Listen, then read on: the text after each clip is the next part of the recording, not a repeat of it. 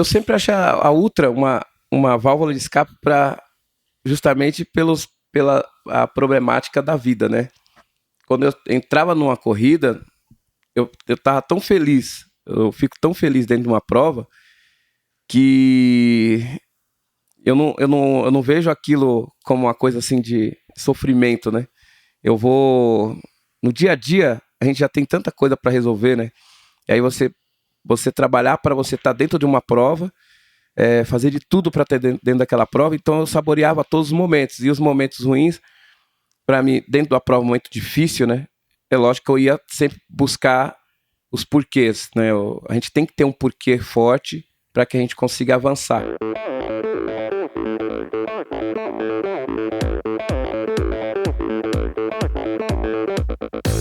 Olá pessoal, aqui quem fala é Renata Falzoni. Olá, eu sou Tim Don. Eu sou Jaque Mourão. Olá, eu sou João Paulo Diniz. Eu sou Adriana Silva. Oi, eu sou Mauro Ribeiro. E esse é o Endorfina Podcast. Valeu, até mais.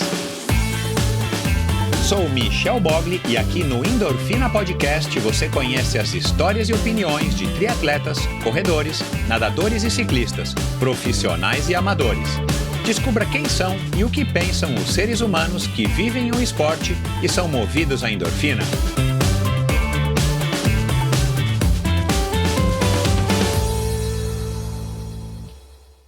Mais uma vez este episódio em oferecimento da Probiótica. Por sinal, tenho certeza de que você já tem acompanhado o trabalho muito legal que a Probiótica vem fazendo, investindo não apenas na fabricação de produtos de primeira linha, é claro, mas também ao patrocinar provas e atletas. Aliás, parabéns à Probiótica pela iniciativa. Estamos precisando de empresas que acreditem no esporte de uma maneira sustentável e o apoio aos atletas profissionais é uma parte importantíssima nesse processo. Aliás, muitos atletas já comentaram a esse respeito aqui no Endorfina. A Probiótica produz uma linha específica de suplementos da mais alta qualidade para os esportes de endurance, tanto para os seus treinos quanto para as provas. Você encontra uma linha completa de carboidratos, desde o tradicional Carbap Gel até o Carbap Pós 4x1, diversos tipos de proteínas, energéticos como a D-ribose e a destrose, glutamina, creatina e os BCAAs que seu nutricionista já deve ter recomendado. Estes produtos e toda a extensa e completa linha de suplementos da Probiótica você encontra na Quality Nutrition. Apenas uma loja com a experiência, conhecimento e excelência da Quality Nutrition é capaz de oferecer a variedade e o atendimento que você procura. Uma ideia bacana da Quality Nutrition, e que ao meu ver foi uma grande sacada do Marcelo Kim, foi a criação dos combos promocionais. Você compra 3 produtos iguais e ganha um desconto que pode chegar aos 50%. Outra sacada é a Quality Week. Em toda a última semana do mês, cerca de 80 produtos nacionais e importados entram em promoção, com descontos que também podem chegar aos 50%. Além dos 3 endereços em São Paulo, você pode comprar convenientemente de qualquer lugar do Brasil através da loja virtual da Quality Nutrition. Você tem literalmente na ponta dos dedos acesso a uma quantidade inimaginável de marcas e produtos. Acesse qualitynutritionloja.com.br e faça suas compras hoje mesmo. A Probiótica é patrocinadora oficial do circuito Ironman Brasil e 3-Day Series 2019. Probiotica.com.br. Acesse o site agora mesmo e conheça a linha completa de produtos da Probiótica. No Instagram, Probiótica Oficial e Quality Nutrition Loja. Siga os perfis e fique por dentro das últimas novidades dessas duas marcas. Olá pessoal, sejam muito bem-vindos a outro episódio do Endorfina Podcast. No episódio dessa semana eu volto a abordar o tema da corrida, um tema que eu tenho bastante interesse e curiosidade, principalmente quando o convidado é Carlos Dias. Aliás, em breve também uma conversa com o grande Valmir Nunes, que aí sim é uma figura muito conhecida de todos. E o Carlos Dias tem no Valmir Nunes um ídolo e é um cara que se inspirou numa história de vida muito curiosa, uma história de vida ao mesmo tempo comum, uma história de vida que nós brasileiros, de alguma maneira ou de outra, já estamos mais ou menos acostumados a ouvir, não necessariamente no meio esportivo, mas claro que se acontece com qualquer pessoa, acontece também com qualquer pessoa que se torne um atleta. É um cara de origem humilde, o Carlos Dias, teve uma infância aí marcada pela perda do pai e uma mãe que eu descobri ao longo da conversa e já imaginava que também foi uma super mulher, já não está mais conosco, uma mãe que se determinou a criar 3 filhos, e o Carlos o mais novo deles, e colocá-los na faculdade. Foi exatamente isso que aconteceu. Uma faxineira com muito esforço, com muito empenho, com muita dedicação, e tudo isso ela passou, óbvio, transpirou isso e exemplificou isso para que os meninos, os 3 filhos, pudessem de alguma maneira estar experimentando e, claro, quem sabe absorvendo. E foi de fato o que aconteceu, e o Carlos Dias transformou isso numa perseverança e numa determinação gigantesca para estar percorrendo distâncias e para estar realizando provas e desafios de corrida cada vez maiores, e muitos deles inimagináveis. Eu mesmo, que tenho um certo conhecimento a respeito das ultras distâncias, eu fiquei chocado lendo o currículo dele, conhecendo a história dele. Eu já acompanho o Carlos aí há algum tempo, mas dessa vez eu fui a fundo na pesquisa para gravar esse episódio, e é um cara que, enfim, ele surpreende em todos os sentidos. Agora, a grata surpresa e a maior surpresa que eu tive, que eu já imaginava depois de trocar algumas conversas com ele, de ler algumas matérias a respeito dele, e de principalmente também ver fotos dele, né? As fotos dele você pode perceber que ele está sempre com uma cara de alto astral, um cara bacana. Eu tive o prazer de gravar essa entrevista presencialmente, que também foi um fato muito feliz, uma coincidência feliz. Ele estava em São Paulo, ele está em São Paulo, promovendo um desafio que vai acontecer agora, para quem está ouvindo, na quinta, sexta ou sábado, de lançamento do Endorfina. Nesse domingo ele vai estar realizando um desafio, e a gente vai falar desse desafio durante a conversa. Então a gente conseguiu gravar presencialmente, e foi uma grata surpresa, porque ele é um cara que, de fato, olho no olho, o sorriso dele, as palavras que ele usa, a maneira como ele se expressa, são muito interessantes e muito contagiantes e muito legais, e demonstram que ele não é apenas um super atleta do ponto de vista físico, do ponto de vista do endurance, mas também uma pessoa de caráter invejável, uma pessoa super bacana, super transparente, puro, sincero. E nessa conversa a gente fala das raízes dele, a gente fala do impacto desse acontecimento, a perda do pai dele, né, na idade ainda de 2 anos, uma perda traumática. A gente fala das influências dele, a gente fala do começo da carreira dele, da motivação, como é que ele começou a se inspirar. A gente fala do relacionamento que ele tem com os outros atletas desse pequeno mundo do Ultra Endurance. Aliás, a gente até fala um pouco disso na conversa, tinha que haver um outro nome para esse tipo de modalidade, porque Endurance é pouco. Então é um cara que representa muito bem a missão dele. Ele tem um claro objetivo, e ele consegue, a maneira dele, através desses feitos incríveis, a repercussão que ele precisa, e talvez ele pudesse até ter mais repercussão. Aliás, esse é um dos objetivos aqui, dos meus objetivos aqui no Endorfina, estar dando esse espaço também para que as pessoas possam contar a sua história e propagar quem de fato são e em que acreditam, para que a gente possa entender melhor, se inspirar com essas pessoas e poder, enfim, de fato contar a história deles para o mundo, para quem quiser ouvir. Então vamos lá, vamos direto agora para a conversa com esse gigante em todos os sentidos. Ele é um cara bacanérrimo, um cara de um carisma sensacional, e um cara que merece todo o meu respeito, admiração. Espero que vocês, tenho certeza de que vocês vão concordar comigo após ouvirem esse bate-papo bacanérrimo com Carlos Dias.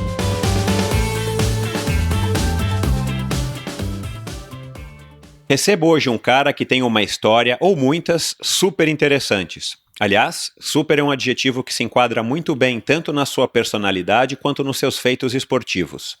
Vindo de uma família humilde, ficou órfão de pai muito cedo e, com suas 2 irmãs mais velhas, foi criado pela mãe, Dona Nelly. Ainda garoto, percebeu que a vida não seria fácil e partiu para a luta. Luta que se transformou em conquistas e sucesso. Luta que ele levou para sua paixão, a corrida. E foi através dela que ele conseguiu feitos inimagináveis para nós, meros mortais.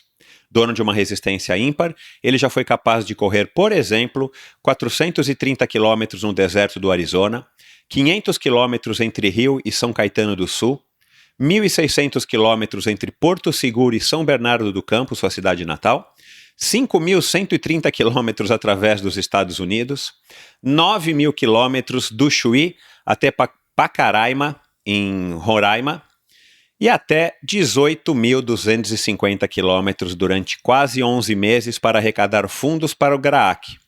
Correu em desertos, no Nepal, em estradas movimentadas e em esteira, de chinelo, sozinho e em grupo. Nada parece ser capaz de deter o incansável Carlos Dias, o único corredor brasileiro com o título oficial de super-herói.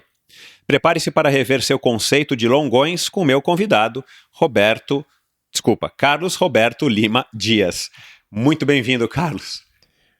Fiquei cansado aqui com essa introdução, cara. Pelo amor de Deus, já me deu cãibra aqui. Devagar e sempre, né? Eu sempre falo que eu sempre busquei o caminho do meio, né?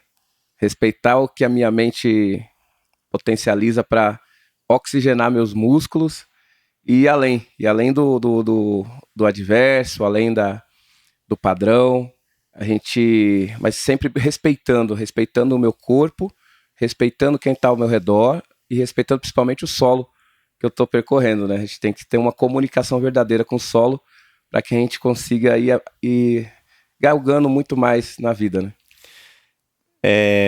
Antes da gente entrar na pauta aqui, você falou respeitando o meu corpo. Teu corpo acha que você está respeitando ele com tanta quilometragem assim, que tem mais quilometragem que meu carro?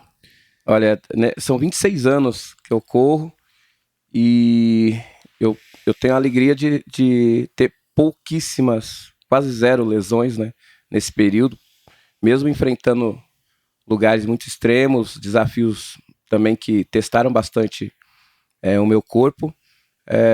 Sempre eu tive assim, a parceria com profissionais muito competentes comigo, né? Pessoal de fisioterapia, o meu treinador, que é o Herói Fung. Então, pessoas que sempre construíram comigo uma estratégia de sucesso para que eu não tivesse nenhum tipo de sequelas, nunca pensando só naquele desafio, mas pensando como eu quero estar daqui 10, daqui 20 anos, como pessoa. Então, é uma fase sempre de aprendizagem.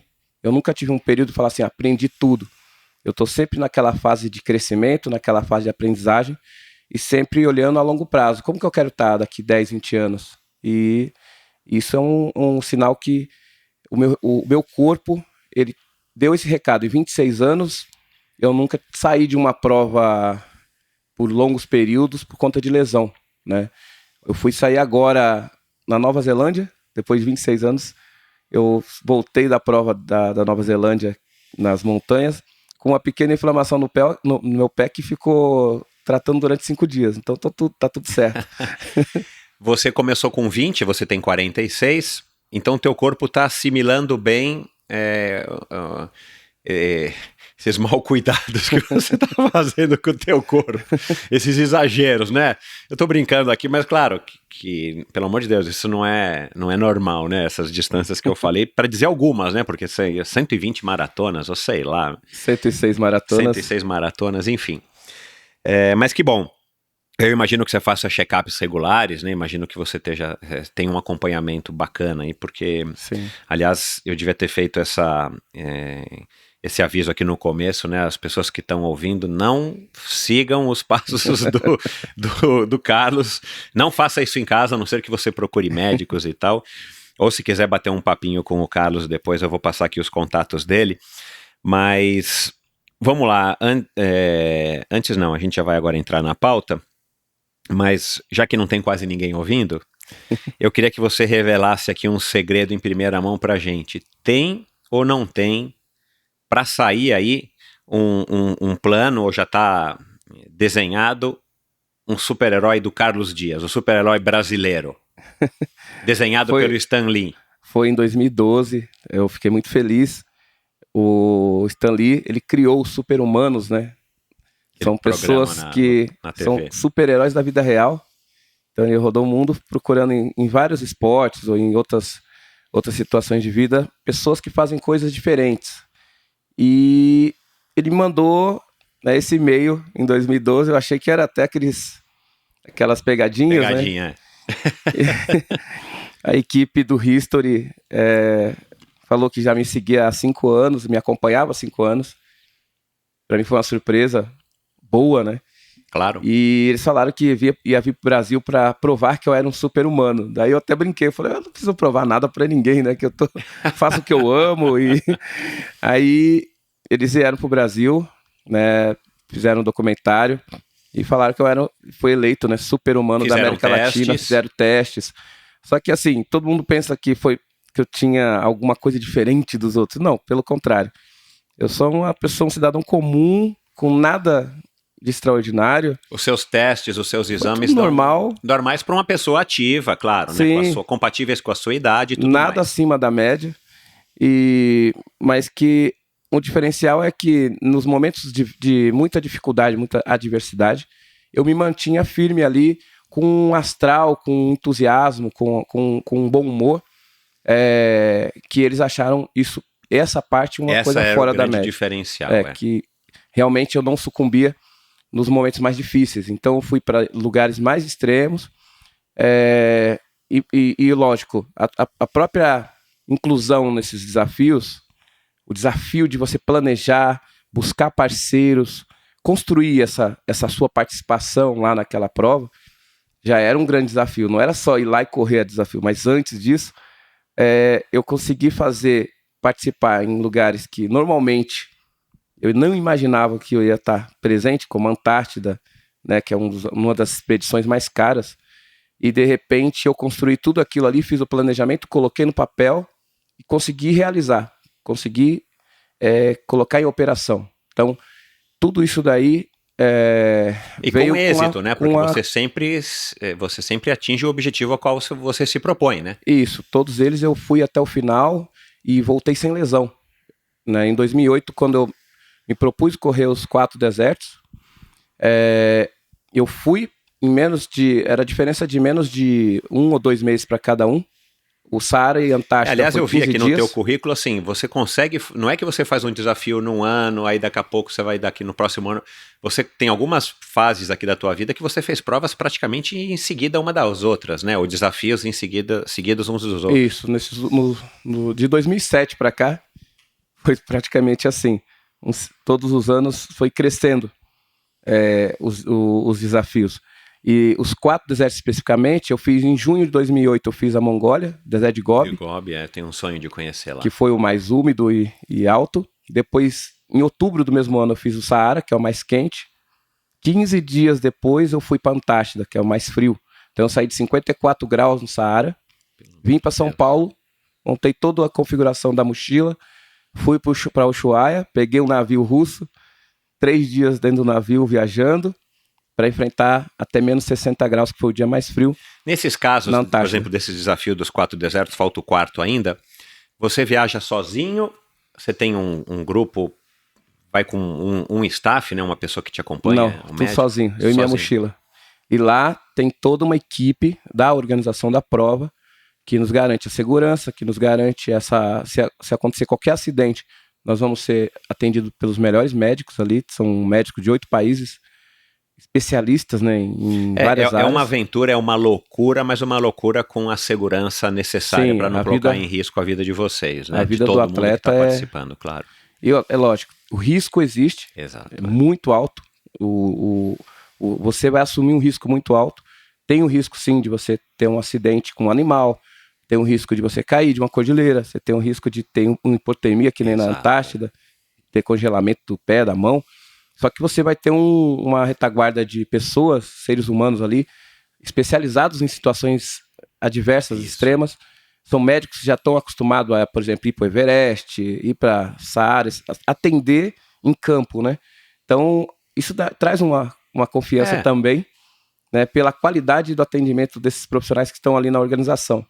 Não só os médicos, mas toda a equipe de staffs que estão lá, eles trabalham de uma forma entusiasmada para que você faça a sua jornada ali de uma forma mais excelente possível. Então, eles colaboram, né? Eles estão, de fato, torcendo e trabalhando para que você consiga ter condições de concluir o desafio. Isso é maravilhoso. E aí o resto é com você. Como você planejou sua mochila, cada atleta vai vir de um país diferente.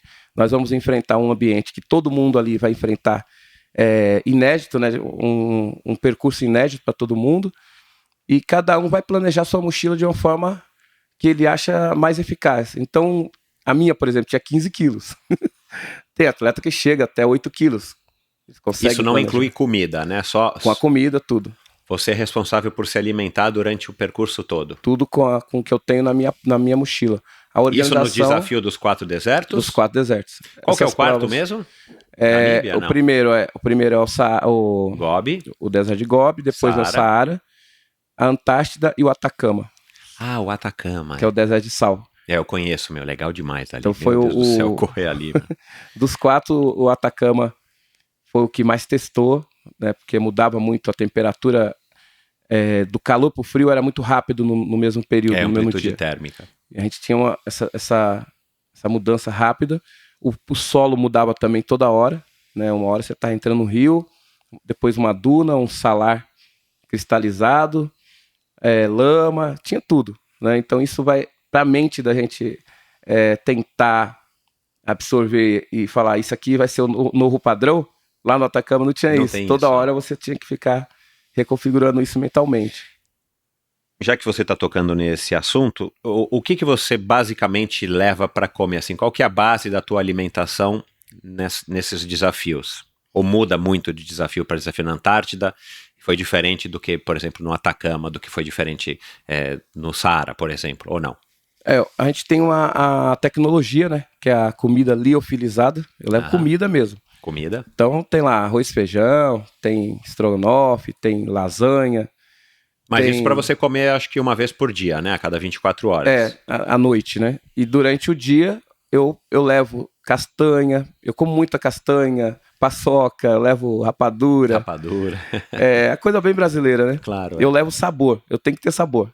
Eu acho que também é um estímulo mental, a comida também é um estímulo mental. Concordo com você, exato. No você seu tem momento que estar mais sentindo cansado, um prazerzinho mínimo ali na alimentação. Isso. Te ajuda de alguma maneira, eu concordo com você. Se eu olho um alimento aqui que eu gosto mais ou menos aqui, num lugar extremo, eu vou odiar aquele alimento, não vou gostar. Então, eu levo castanha base, né, o tempo todo comendo um composto de castanha, não só castanha, tem vários tipos de castanha. Vários tipos de castanha, não só castanha do Pará, nem castanha... Levo lá mandioca liofilizada, né, ou a batata doce liofilizada, que são raízes. Você não é adepto durante as provas de gel, suplementos? Eu particularmente não gosto. Barrinhas não. XPTO? Gel, essas coisas me dá enjoo na prova. Ah, tá. Então, você não se adaptou bem com essa... Você chegou a experimentar? Nunca gostou? Lá no início, quando eu comecei a correr com 5, 10 quilômetros, eu ainda... que era um período bem curto, né? 1 hora, pronto. No máximo uma maratona eu fazia. Mas eu levo sempre uma estratégia de levar um salame, né? Opa! Faço aquelas fatiazinhas de salame e levo uma única latinha que vai pesar, né? Então, a única latinha de sardinha, porque no momento do longão, naquela parte que é o 5º dia, que é um dia que você fica lá, às vezes até 20 horas na trilha, aí você vai fazer uma parada, você pegou o dia inteiro, tem uma hora que você vai parar e vai continuar. Então, naquela parada que é o momento que você está mais cansado, né? Tudo tá meio no padrão ali, a alimentação já...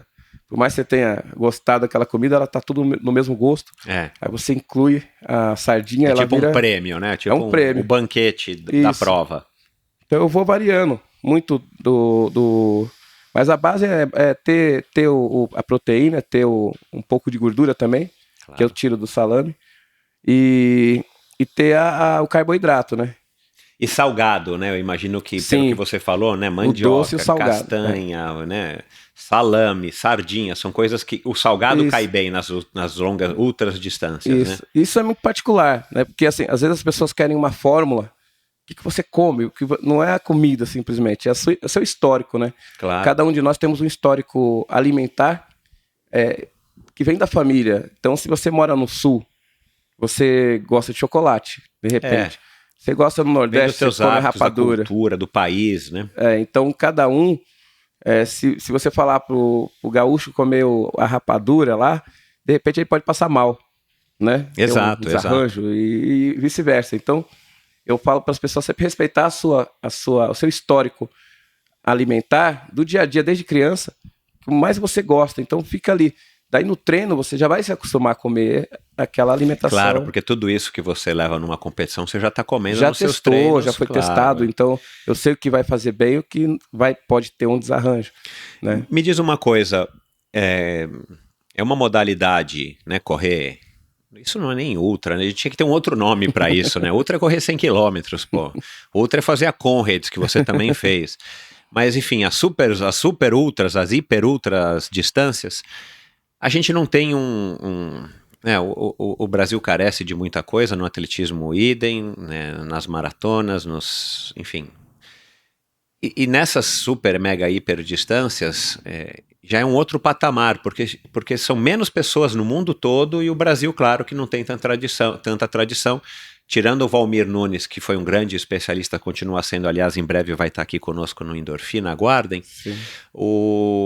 Mas o Valmir, pelo que eu sei, nunca correu mais, talvez, do que 300, 400 quilômetros, né? Como você correu 1.500, 700, 800, 900, 18 mil, 5 mil, o cara fez o Race Across America a pé.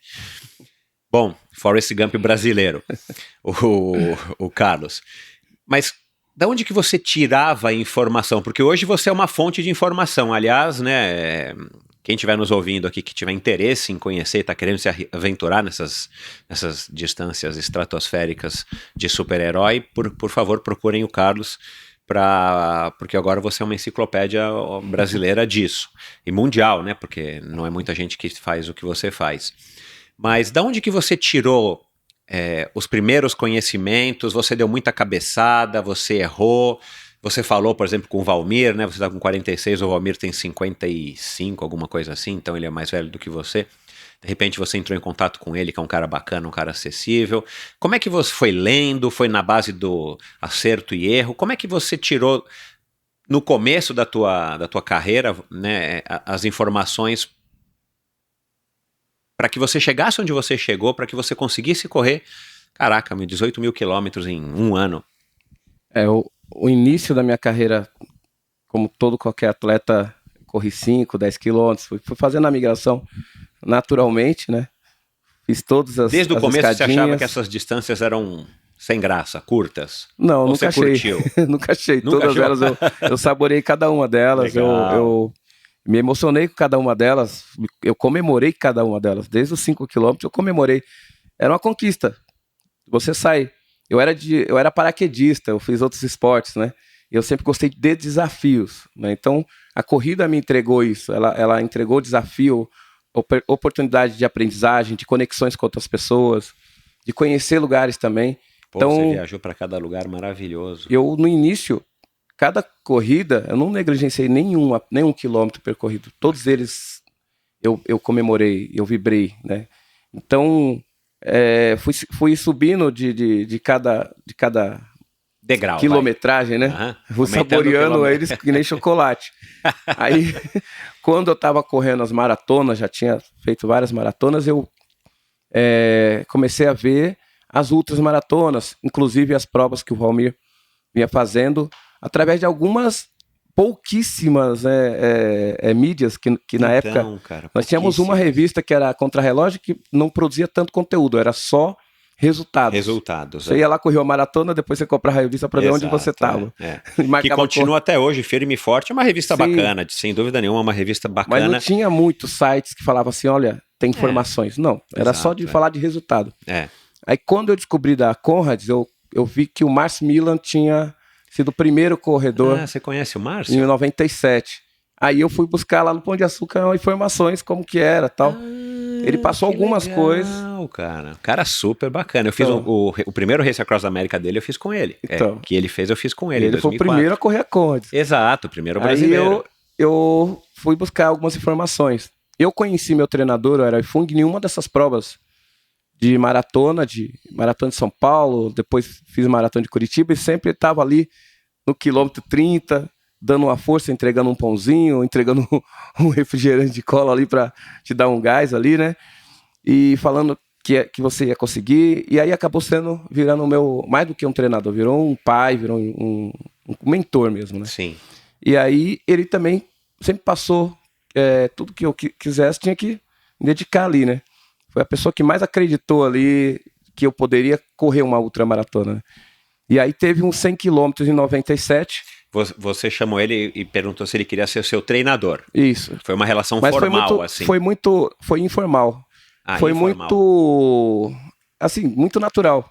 Teve logo uma empatia entre vocês. Ele falou, vai treinar comigo lá na Serra da Cantareira, vai conhecer a serra. E aí eu ia pra lá, pra Serra da Cantareira, aos sábados, eu ficava o dia inteiro lá. Às vezes dormia na casa dele e voltava só no domingo à noite. Eu já corri algumas vezes lá, em alguns lugares por lá, né? Não sei se os lugares que você correu. Muito gostoso correr lá. Muito pra quem bom tá em dentro São Paulo, da reserva ali. Exato, é um retiro, né? É um retiro. Então, foi a pessoa que mais apostou. Aí eu fiquei sabendo, já na prova de Cubatão, 100 km de Cubatão, que ia estar os russos, os poloneses, o Valmir tava lá, os maiores ultramaratonistas, o Luciano Prado, tava todo mundo lá. O Jaime, que é lá, que tá no Rio Grande do Sul. Você lembra se isso foi em 97? Foi em 97, Isso. novembro de 97. Isso. Foi a minha primeira ultramaratona. Em Cubatão. Em Cubatão. Ali eu comecei a correr, a E ficar Cubatão já fascinado. estava despoluído nessa época, ou não? Ela foi organizada justamente Pra por conta... comemorar. Para mostrar para as pessoas que tinham... que eles tinham feito aquele processo de colocar filtro nas fábricas e reflorestar a costa. Isso, é. E ia fazer essa prova para mostrar que o ar estava bom. Então foi em 97, né, que foi feita essa prova. E eu estava lá junto com eles e foi ali que eu me apaixonei pelo ambiente da ultramaratona, pelo respeito que tinha entre um torcendo pro outro ali.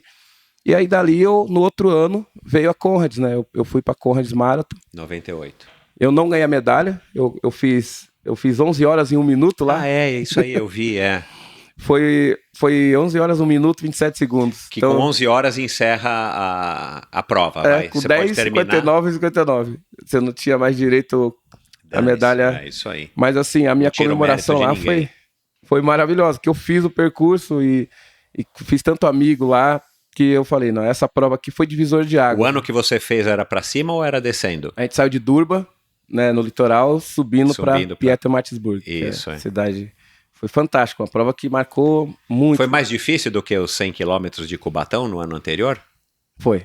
Para mim foi. Mais difícil. Bem mais difícil. Também tem o fascínio, né, da Conrads, o país para te ver, são 14 mil corredores na época, e você incorpora aquilo, né? Exato, é muita energia, a emoção na largada é grande. E aí você acaba entrando naquele... E aí acaba sendo mais difícil, porque você quer chegar, de alguma forma você quer chegar. Eu cheguei mudo na época.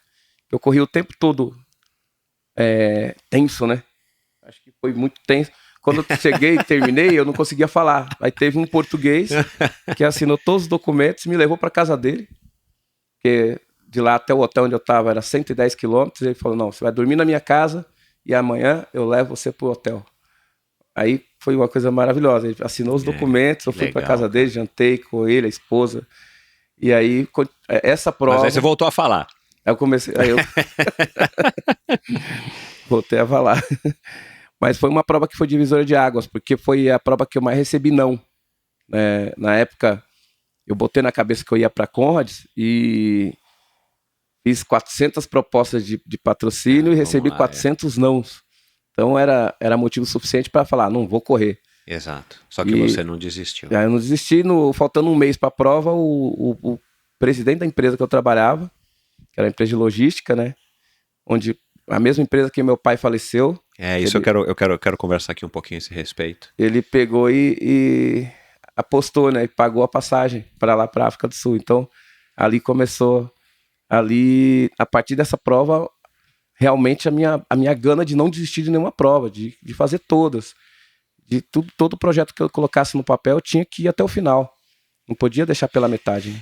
Você herdou essa tua resiliência, essa tua força mesmo, né? Porque isso, assim, eu tenho a impressão, e eu já estou com alguma experiência aqui de conversar com pessoas com feitos incríveis, com endorfina, e eu tenho a impressão que não dá, até um certo ponto você consegue adquirir, treinar e conquistar, mas muito vem da gente mesmo, né? Uma coisa que você nasce, eu não vou dizer que é um dom, mas uma coisa que você nasce com isso, né? E eu faço essa pergunta para muitos dos meus convidados. Você acha que você puxou, por exemplo, a tua mãe? Ah, com certeza. Porque tem a muito tua dela. história, né? Eu falei aqui um pouco na introdução, e quem quiser saber mais detalhadamente a tua história, vai lá no teu site, depois a gente vai colocar também os links aqui, onde você conta lá um pouquinho da tua história. Você perdeu teu pai assassinado com 2 anos, né? Uma perda violenta. Eu perdi o meu com 2 e pouquinho também, e ele foi eletrocutado. Mas eu não tenho memória nenhuma do meu pai. Você tem alguma memória do seu pai? Tem pouquíssimas. Cara, eu não tenho nenhuma, zero. É Mas como se eu nunca tivesse tido um pai. Zero. O meu caso é bizarro. E você tinha mais 2 irmãs mais velhas, e a tua mãe, né, virou mãe viúva que tinha que cuidar de 3 crianças pequenas, né? Tua irmã, acho que na época que tinha 6. Com 4 e outra com 6. Isso, e você com 2 anos. Uma escadinha Foi bem dureza, né? foi Porque bem todo forte. mundo demandando da sua mãe, uma família humilde. Isso. E eu imagino que, claro, a situação faz a pessoa, às vezes, tirar forças que não sabia que tinha, e provavelmente, né, tua mãe não está mais aqui hoje para contar a história, mas provavelmente foi isso que aconteceu com a sua mãe, como aconteceu com a minha também, que conseguiu criar 2 filhos super bem, sem pai, numa situação também de perda dramática, como foi o caso da sua. Então, eu acho que isso torna as pessoas diferentes, não tem como não impactar as nossas vidas de uma maneira ou de outra. Então você acha que tua mãe era porreta, tua mãe era uma mulher com M maiúsculo de verdade, Sim, e ela é uma você mulher acha muito que você forte. herdou dela? Suas irmãs são assim? As Cada minhas uma à irmãs, sua cada uma maneira. à sua maneira. São mulheres Tem- fortes, são mulheres que buscaram seus aguentam bem objetivos e... o tranco da vida. Sim. A minha mãe, eu falo que ela teve imagine um alpinista subindo uma montanha, né? A grande maioria desiste logo nos primeiros passos ali. Primeiro obstáculo é isso. Outros acampam, eu sempre falo isso, que muitos acampam na primeira avalanche, e pouquíssimos são os que vão até o cume, né? Mesmo sabendo que o risco é grande, que tem um monte de tempestade, frio ou calor. Ela no momento mais difícil da vida dela, que era o momento que, pô, eu tava uma semana antes do meu pai ser assassinado, trabalhando, ele tinha pedido férias, e eles iam tirar férias os 2 juntos, que minha mãe é baiana, meu pai é baiano, e eles iam pra Bahia de férias. Sim. Então, uma Voltar a ver os semana antes. parentes, E de repente, uma semana depois, uma avalanche ataca, né? Dessa forma. Minha mãe, faxineira na empresa, não sabia ler e escrever. Ou seja, ela tinha todas ela estava vulnerável ali. Exato, E uma escassez danada.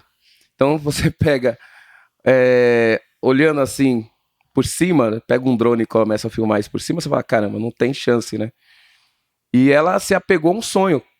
No momento mais difícil da vida dela, o sonho dela era colocar a gente dentro de uma universidade. Mãe é mãe, né? Fala a verdade. Então isso que era a grande força que alavancou para que ela não ficasse, tipo, baixando a cabeça, ou se vitimizando, essa coisa toda. Ela Esmorecer, simplesmente, né? Sucumbir. Ela olhou lá na frente. Como que ela queria ver a gente lá na frente? Pessoas que eram portadores de conhecimento, que era a nossa riqueza, que ela podia deixar. Exatamente. Já que que talvez não fosse o dinheiro, vamos dar estudo, porque realmente é o que a gente pode dar melhor para os melhor nossos presente filhos. que ela deixou. Educação. Isso aí. Então ela conseguiu fazer isso, né? Trabalhou muito, lógico, mas ela sempre bateu na mesma tecla. Nunca deixe de estudar, nunca deixe de estudar. Não importa o que você vai fazer. Faça o que você ama, mas nunca deixe de estudar. Só isso. Então ela sempre falava assim, não importa o que você está fazendo, volta sempre sorrindo para casa. Eu não quero que você esteja numa grande empresa lá, pode ter o melhor cargo do mundo, mas voltar carrancudo para casa, isso eu não quero. Porque você não vai estar fazendo o que você ama. Então faça o que você ama. Ela sempre falou, faça o que você ama, porque as dificuldades vão vir muitos nãos, mas aí você vai saber lidar com tudo isso. E é o que acontece. Então, qual desculpa eu tenho hoje para falar assim, pô, vou desistir, sabendo que eu tive uma mãe que ela superou muito mais coisas que eu atravessar um deserto. Exatamente. Como a vida dela foi muito mais difícil do que a sua dificuldade, claro, né? Sem pai, dificuldades financeiras, escassez. Sim. Mas você escolhendo fazer desafios que te colocam à prova, sim, mas você tem uma visão completamente diferente, porque enfim, a tua régua é super alta, né? Sim, eu aprendi isso como criança, né? A gente olhar a vida um pouco além e saber agradecer também. todas as avalanches, porque a gente só quer agradecer só os momentos de conveniência ali e tal. Exato. Agradecer os nãos que eu recebi. Eu recebi 400 nãos e tive um sim para ir para África do Sul. Olha lá. Foi ali que eu me mantive firme e percorri todos esses lugares durante esses 26 anos. O que eu tirei de legado que minha mãe deixou, além do entusiasmo, né, de você entregar entusiasmo para as pessoas. Ela era ela era aquela mulher que estava sempre feliz, mesmo quando estava triste no fundo, ela estava passando para vocês felicidade. Ela nunca passava dúvida pra gente. A tua irmã mais velha, principalmente, que tinha 6 anos e claro, já tem muito mais memórias, né? Ela conviveu muito mais tempo com o teu pai e tal. Ela também tem mais ou menos essa mesma visão que você a respeito da sua mãe? Todas elas têm uma gratidão forte em relação a isso, né? Que a gente teve nossa mãe como uma grande fortaleza. Ela que tinha que ser né? uma super heroína, né? Fortaleza ali. Né? Então, quando ela foi muito forte. Duro, né? Foi. Se a gente perguntasse para dona Nelly, assim, ela fala assim, fala, como é que você tinha um apelido para ela? Ela te chamava de Carlinhos? Ela te chamava do quê? Não, ela me chamava de Carlinhos. Isso. Eu só chamava de mãe, né? Se a gente chegasse para dona Nelly e perguntasse para dona Nelly, como é que é o Carlinhos? O que ela ia falar? Ela já falou isso. É teimoso, é cabeça dura. Ela falava que eu era um sonhador, né? Ah, que legal. Ele é um sonhador. Ela já falou isso uma vez, ela teve uma entrevista, a Band foi na minha casa. Que bacana. E em 2003, quando eu fui correr na Amazônia, né? Aí eles BR-135. Não, a Jungle Marathon. Foi a primeira prova que teve da Jungle Marathon na selva amazônica. Eu ouvi falar dessa prova. Foi em 2003. Daí eu tava junto lá com os atletas. E aí a Band veio fazer uma matéria lá em casa e perguntou, né, quem era o Carlos Dias. Isso. Então ela falou, ele é um sonhador, né? E ele não desiste. O que ela achava dessas loucuras todas? Eu vou falar loucuras aqui no bom sentido, você me perdoe, mas é só porque fica mais fácil de falar. O que ela achava dessa maluquice toda? Como toda mãe tem medo, né? Mas ao mesmo tempo ela falava, é o que você tá gostando, é o que você gosta, então vai. E tuas irmãs? Não deixa nada pela metade. As minhas irmãs, cada uma tem uma visão, né?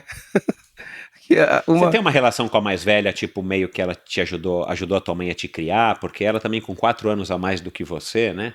Não, até que não, porque ficou tudo ali, Entendi. Cuidando do outro, um ajudando o outro, né? Então não teve essa coisa de assumir papel de mãe, essas coisas. Entendi, tá. Foi papel de irmã mesmo, mas cada uma, no início, a mais nova, falava, isso é maluco, né? Essa coisa de ficar correndo aí, né?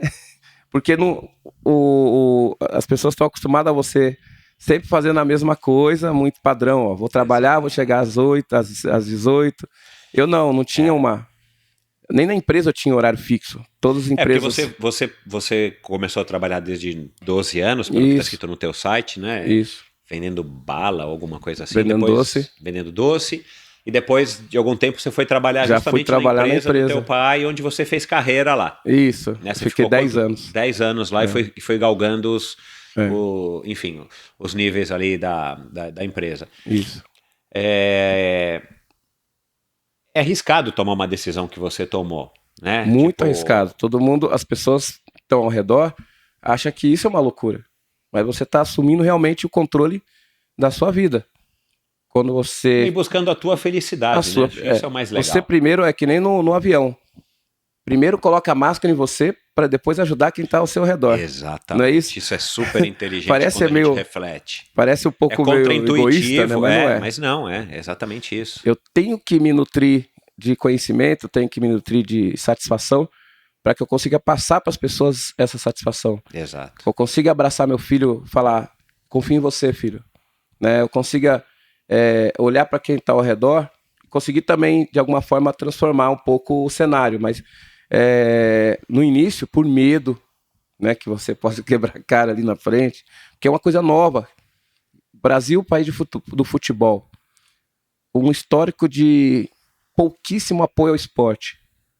Né? A gente não tem apoio ao esporte, a gente tem pouquíssimo. Pouquíssimo. É uma ultramaratona à parte conseguir parceiros. Né? E eu falar, não, eu vou apostar no esporte, eu vou ou viver ou sobreviver do esporte. Só que eu já pensava lá na frente, que nem hoje eu realizo palestras nas empresas, realizo clínicas de corridas, né, onde eu pego os especialistas e monto lá um workshop, ou na empresa, ou em algum parque. Pegar tudo que a corrida me proporcionou de conhecimento e passar para as pessoas. Isso aí eu já estava pensando lá atrás, né? De poder fazer com que não é só viver da corrida, que o pessoal imaginava, se eu ganhar um pódio, eu vou ganhar a premiação, eu vou viver da corrida. Não, não é isso. É fazer dessa corrida uma ferramenta que traga bons momentos para as pessoas, histórias interessantes para as pessoas, ferramentas de transformação, no dia a dia delas. Que eu pego, como que eu cruzei um Saara, como que eu planejei para cruzar o Saara, qual que é as ferramentas que eu utilizei para começar e terminar o Saara sem nenhum tipo de acidente, né? O que eu tive de planejamento e de ferramentas e de habilidades que eu utilizei ali, e eu voltei sem nenhum tipo de acidente.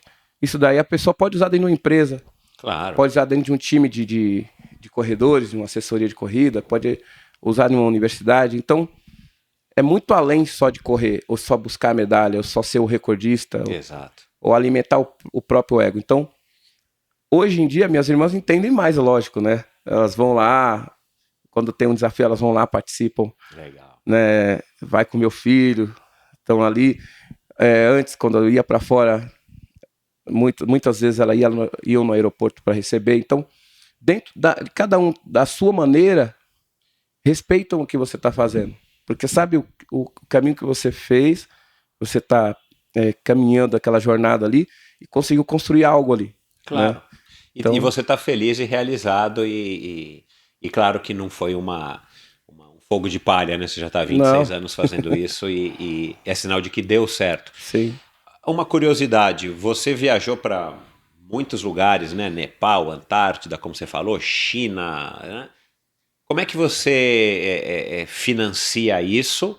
Como é que você financia isso? Como é que você vive?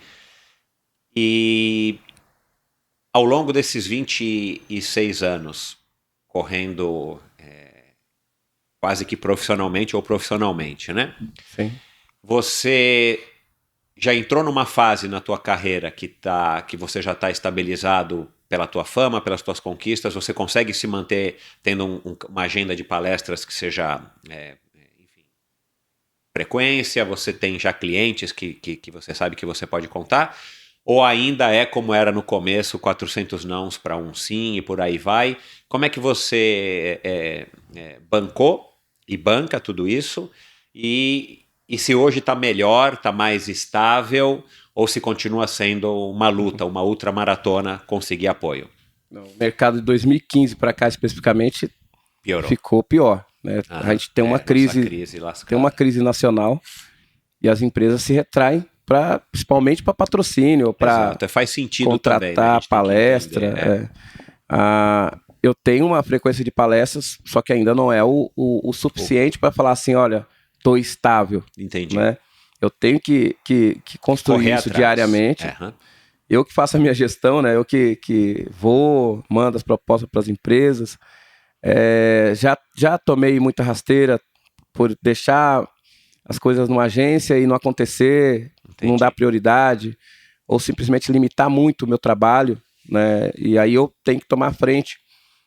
Eu sou formado em administração, então eu falei, eu vou ter que usar todo esse conhecimento para que a minha carreira também eu tenha resultados, né? Exato. Então, desde a construção de um desafio, de planejar um desafio e colocar ele na estrada, a vender uma palestra, eu que gerencio tudo. Eu que vou em busca de novos parceiros, eu que vou vender a palestra para uma empresa e isso, assim, sempre vai ter os nãos. A gente não pode sentar numa rede e achar que vai chegar tudo na nossa mão. Não vai, isso aí nunca vai ter. Tem que ter um esforço, tem que ter uma entrega e também isso faz parte da nossa jornada. A gente não qualquer trabalho, se você relaxar demais, não vai ter um resultado que você queira. Então, eu mantenho... Mas até 2015, você já teve fases assim que foram muito boas e que você falou, puxa, que bom que eu tô tendo esse retorno? Porque, claro, Você optou por esse caminho, com certeza não foi pelo dinheiro, óbvio, mas a gente precisa do dinheiro para sobreviver. Sim. Depois do nascimento do Vinícius, tem uma outra Isso, preocupação e tudo principalmente, mais. né? Então a gente tem essa preocupação, quer a gente queira, quer não. Mas você já teve fases que você falou, puxa, que bom, eu vou aproveitar e vou surfar agora essa onda aqui que a gente tá Eu tive fases boas de patrocinadores que fecharam assim 4 anos, né? Na época que eu fiz os desertos, que era na época da Crocs, né? Uhum. E eu escolhi a Crocs, na realidade, né? Na época foi até engraçado, porque eu conheci a empresa dentro de um stand do AMB, numa feira da Coro Modas, e eu ia cruzar o Brasil correndo. Eu ia sair do Iapoca ao Chuí, justamente pelo nascimento do meu filho. Isso, Meu filho nasceu dia 2... Você cria alguns desafios, vamos dizer, temáticos, né? Sim. Depois a pessoa pode ver teu currículo no site, mas muito legais. Ele nasceu dia 2 de janeiro de 2007. No dia 27 de maio de 2007, eu estava lá na Guiana Francesa, com a mochila nas costas, com a sandália nos pés, e cruzei o Brasil 9.000 quilômetros em 100 dias. Né? Era para fazer em 120, eu consegui fazer em 100 dias. E tudo com a sandália. Então, a partir dali, quando eu apresentei o projeto dos 4 desertos, a resposta do presidente, né, da empresa falou, você não vai morrer lá, né? Aí eu fui muito firme, eu falei, não, eu não vou morrer lá. Aí ele, ok, então estamos com você. Mas você não correu no deserto de Crocs? Corri os 4 desertos de Crocs. E como é que fazia com a areia? Foi fantástico, porque ela não ficava, a areia não entrava. Ela entrava, mas saía. Saía. Então criou lógico, todo mundo ficou impressionado, tanto que quando eu cheguei em Gobi, a organização faz o check-in e eles perguntaram, cadê seu tênis? Eu falei, esse é meu tênis. E criou aquele embate, não, esse não é o seu tênis, não. Eu falava, é o meu tênis. Aí eu tive que assinar vários documentos para falar que eu tinha responsabilidade, né, sobre correr com aquele tênis, com aquele calçado. E ali virou até uma matéria na CNN, né, falando, né, que eu consegui cruzar o deserto de Gobi todo de sandália. Então virou uma repercussão muito grande, né, nos Estados Unidos em relação a isso. Cara, que isso eu não vi. Que legal. E aí depois disso eu fiz o Saara, fiz a Antártida. A Antártida foi a única que foi uma bota que veio do Canadá, da mesma marca. Mas era o mesmo material. E depois o Atacama. Então, assim, deu uma repercussão muito grande, né? Então ali eles fizeram um contrato de 4 anos. Claro, inteligente. Até porque... É isso aí. Mas assim, todos os anos eu tenho que sentar, eu tenho que negociar, eu tenho que renovar contrato ou fechar uma nova empresa. Então eu tenho que estar sempre atento ao mercado, como que está andando, não só no meio da corrida, mas eu tenho que abrir um leque maior do que só a corrida. Eu não fico buscando parceiro só ligado ao meio esportivo, um tênis ou uma marca de suplementos. Abre o leque para outras empresas. Isso. Né? Aí você aumenta muito a gama de possíveis patrocinadores. Sim. Com toda essa rotina, né, de ter que acordar, arregaçar a manga e fazer ligação, escrever projeto, mandar e-mail e tudo mais, fazer reuniões, se vender, como é que você organiza a tua rotina de treinos? Você é o cara que treina um absurdo para essas competições ou você treina muito, mas não é um absurdo? Conta aqui um pouquinho, que tem muita gente que nos ouve que gosta de ouvir como é que as pessoas treinam. Eu até falo para as pessoas que eu não tenho uma rotina, né, de treino, né? Eu tenho, assim, uma equipe muito boa de fisioterapia, que é lá do Joaquim Grava, né? A Physio4 Sports, que me ajuda a me equilibrar, fazendo um planejamento para evitar lesão. E quando acontece alguma coisa que está desequilibrado, eles vão lá e vão sanar o problema na hora e aí trabalhar o fortalecimento, trabalhar equilíbrio, tudo. Vou para a Serra da Cantareira pelo menos 2 vezes por semana, correr lá na trilha da serra. Vou para 1 vez por mês para Atibaia, correr lá na Pedra Grande. Muitas vezes eu estou treinando na rua, né? Às vezes, se eu tenho um treino na fisioterapia, eu saio de São Bernardo do Campo, já com a mochila, correndo até lá, faço lá o treino, tomo uma ducha, venho para Paulista, sento lá no café e vou fazer a minha parte burocrática, vamos falar assim, né? A parte de o segundo turno do trabalho. O segundo turno do trabalho. Mas nunca é uma rotina, nunca tem, vou fazer segunda isso, terça aquilo, porque meu dia nunca é igual. De repente eu tenho uma reunião de manhã, então, vou fazer hoje à noite. Mas nunca você teve, ou na época Você começou com planilha ou Não, nunca tive planilha. nunca teve? Falar, seguir planilha, essas coisas, porque eu sempre fui atrás, tinha que fazer, construir aquilo e fazer acontecer, buscar parceiros, né? Teve uma época que era mais, aquela época que eu fui para Conrads, eu trabalhava das 8 às 18 na empresa, que ficava a 18 quilômetros da minha casa. À noite tinha faculdade, então eu levantava às 4 da manhã para ir correndo até a empresa. Então ali tinha uma rotina. Esse era o teu treino. De Tava terça, com uma vida mais organizada, estruturada, né? eu tinha lá de terça a sexta, eu corria da minha casa para a empresa. Segunda era o dia que eu não fazia nada, só trabalhava e estudava. Era o dia de descanso. Que era o dia que eu levava minha roupa para a empresa. Que eu passava no domingo todas as minhas camisas, e lá tinha que trabalhar de gravata, tudo. Eu passava minhas camisas, tudo, levava para lá para a empresa na segunda. Então era o meu dia off, né, que o pessoal fala. Aí sábado eu ia para a Serra da Cantareira. E domingo também. Correu o quê? 3 horas? 5 horas? Às vezes tinha treinos de 5 horas no meio da trilha. Mas isso, aquele treinador que, me desculpa, me fugiu o nome, ele que te O herói. passava. O herói Funger. Ele te passava. Isso, então... Você vai correr, Carlos, nesse sábado você vai correr 3 horas, vai correr 5 horas, vai correr 200 Isso. quilômetros, sei lá Porque quanto. sempre analisava a minha vida como um todo, nunca só Claro. o treino para aquela prova. É diferente de um atleta profissional que só faz isso, né? Come, Então, treina e dorme, come, treina e Ele, dorme. pô, você trabalhou 8 horas, você estudou, você tem isso. Como que eu vou ficar no sábado e fazer o mesmo treinamento do cara que às vezes só ficou treinando durante a semana? Então poderia causar Agora, essa tua desequilíbrio. falta de rotina, ela não muda de acordo com o tamanho do desafio? Assim, você vai correr, você se propôs a correr 18 mil quilômetros em, sei lá quantos Foram dias? 325 dias. 325 dias. Você não fez uma preparação diferente, aí você já não tinha mais um trabalho formal, né? Você já estava vivendo da sua corrida. Aí você não se programou e falou, olha, vou fazer um treino de 6 meses fazendo isso. Não, eu estava no meio do desafio dos Estados Unidos, cruzando em 2009 os Estados Unidos. Quando chegou na metade do desafio, veio o insight de fazer a mesma coisa no Brasil, só que circular o mapa todo, né? Lá eu vendia as milhas e 20% das milhas que eu vendia era pro GRAAC, 80% era para me manter na estrada. Aí eu levei um ciclista que nunca tinha saído do Brasil, meu inglês, né? o Francisco. Isso. Ele não falava inglês, eu falava um inglês horrível.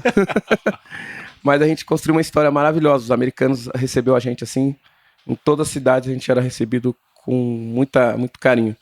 Mas foram só vocês dois nesse desafio? Só nós dois. Ele levando toda a estrutura na bike com um triciclo, água, comida, a barraca, tudo. E Ele aguentou bem? E foi um cara incrível, foi um cara que eu aprendi muito. Pela paciência, né? Imagina 60 dias me aguentando, cantando na estrada, contando piada. E o cara aprendeu a falar um pouco de inglês. Em 10 dias ele já estava negociando hotel. Ele adiantava a bicicleta e conseguia a cortesia de hotel.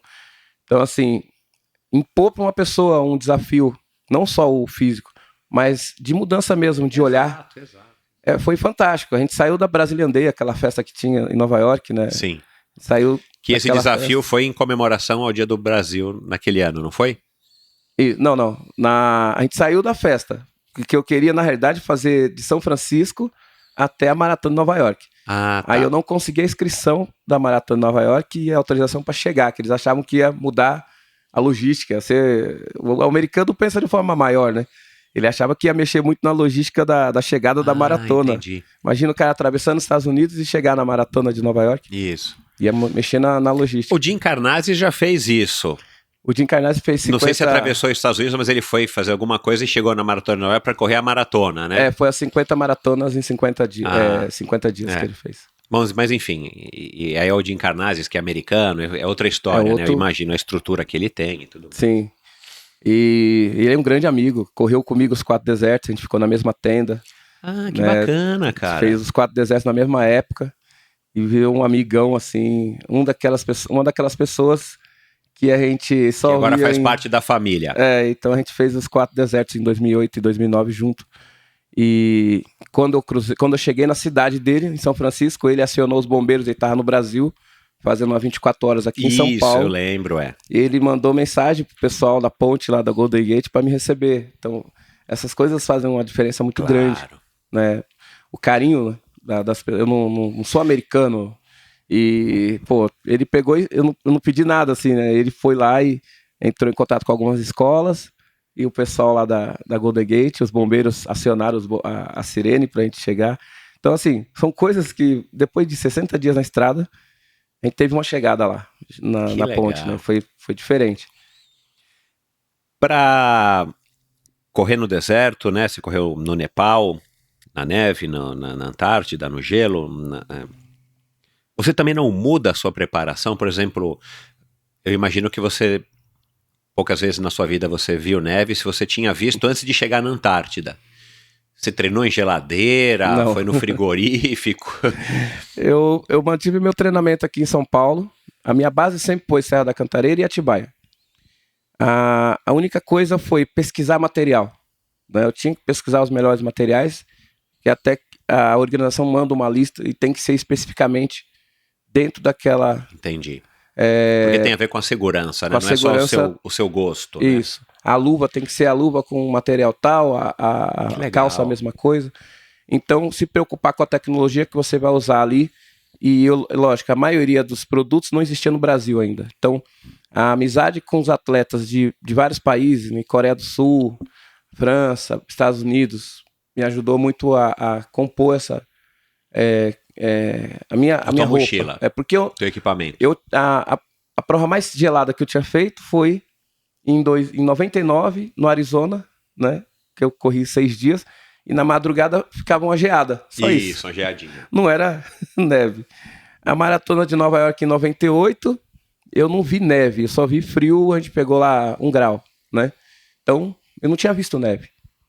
Então, chegar na Antártida, imagina se chegar em Ushuaia, já para mim já foi... Então, frio demais incrível, né? Eu cheguei lá com 2 graus, de dia, à noite baixava bastante, e eu olhava aquelas montanhas nevadas ali. Aquilo era um desafio muito grande, pessoalmente, né? Eu saindo de São Paulo, depois que eu fui descobrir que eu ia ser o primeiro latino a correr na prova, a fazer a prova, né? Antártida. Então, aquilo dá um peso maior.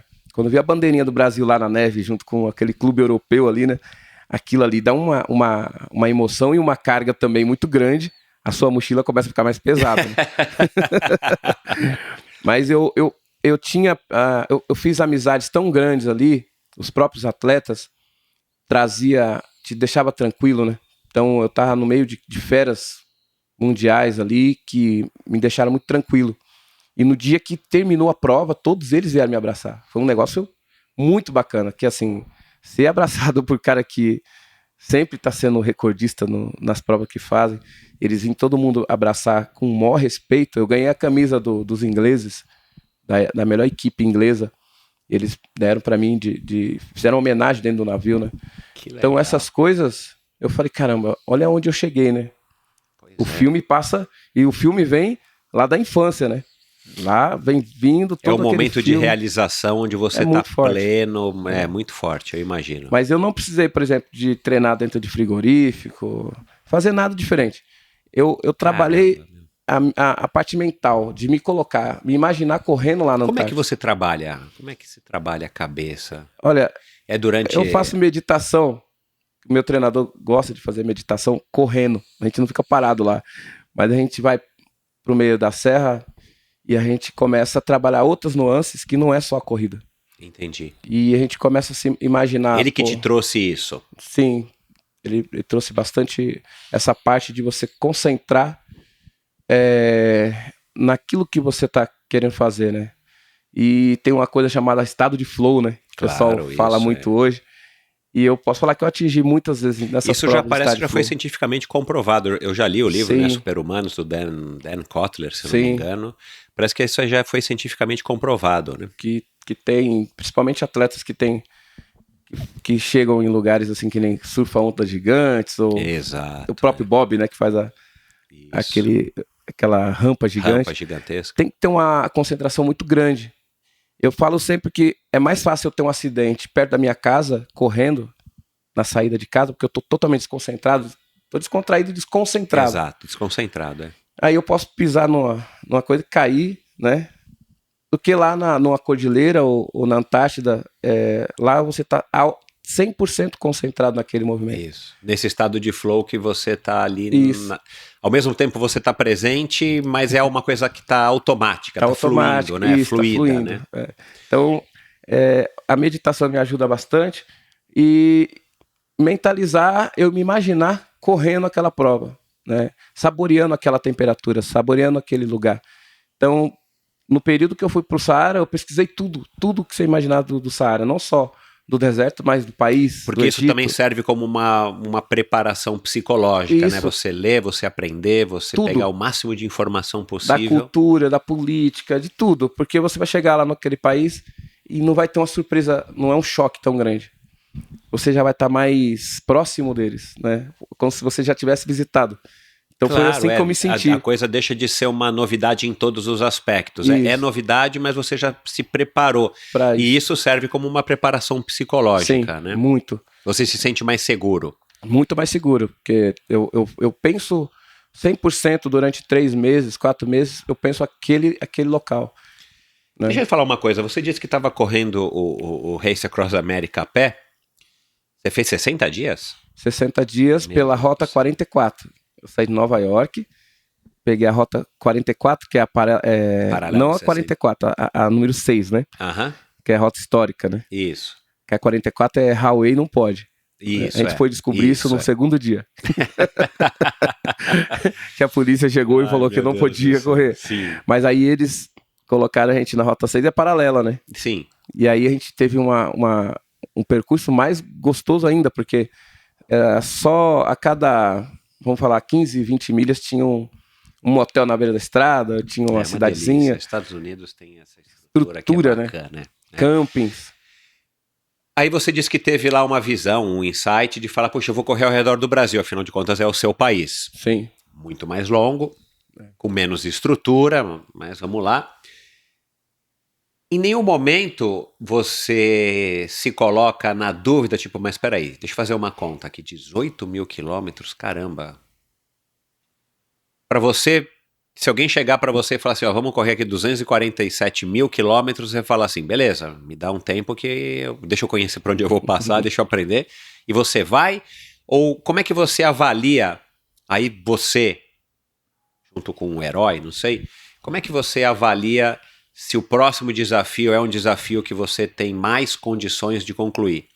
Você larga todo o desafio com a certeza de que você vai terminar, ou você tem aquele friozinho na barriga, tipo, cara, tomara que dê tudo certo que eu vá terminar? Essa incerteza que é o melhor do planeta. A gente não tem a certeza. Que bacana. Não tem a certeza. Não existe certeza. Falar, eu vou fazer. Não, eu vou ter que saborear isso. Eu vou ter E que me lançar. construir, como é uma prova vou ter que longa, construir. desafios longos, você vai ter que ir construindo dia aquilo a dia. Eu não posso com a viver tua mente, com o teu corpo, numa harmonia. Isso. Eu não posso viver os 18 mil quilômetros. Porque senão você Senão desanima você- mesmo, é muito longe. A montanha é muito grande. Exato. Eu vou ter que saborear cada dia. Cada dia. Como se eu tivesse pego 365, eu queria fazer em 365. E vou falar, eu vou treinar uma média, né, de um pouco acima da maratona, né, Por dia. por dia. Mas sem pressão. Andando, correndo, dando risada. Sem pressão. E no final vai ser construído esses 18.250 quilômetros, como foi construído. Vai ter dias que você vai estar mais cansado, vai ter dias que você vai correr mais do que o que você estava pensando para completar a mesma distância, que você está mais cansado. Tem dia que você vai ter que levantar mais cedo e dormir mais tarde. Isso, E tem Pra dia que cumprir de um repente vem uma cronograma. energia que você, caramba, É. faz em 8, 9 horas a mesma distância. Que no dia anterior foi 16, 17. Então, é confiar no que o inesperado possa te trazer experiências muito bacanas. E você tem que aceitar o caminho. O que vir no caminho é o que vai fazer parte mesmo daquela história ali, sem você criar uma resistência no que está vindo. Vai vir momentos bons e momentos ruins. Você vai planejar algo, colocar algo no planejamento aqui, e às vezes você vai ter só 30% daquilo que você planejou para começar aquele desafio. E o resto é você construindo Aí que você tem que acreditar no seu potencial, na sua força, no seu talento de comunicação, no seu talento de construir amizades, as amizades são parceiros que você vai tendo e que vai te ajudando a ir para frente. Então, todos esses desafios que eu fiz, eu nunca construí eles já com tudo na mão. Eu construo lá, o ideal é isso, ter um carro, ter isso, ter uma equipe, ter não sei o quê. De repente, mas você não espera o ideal para você não, começar. Se eu for esperar o ideal, não vai começar. Nunca vai. Eu não estaria aqui conversando com você. Exato, isso é uma coisa que eu já aprendi também na minha vida. Deixa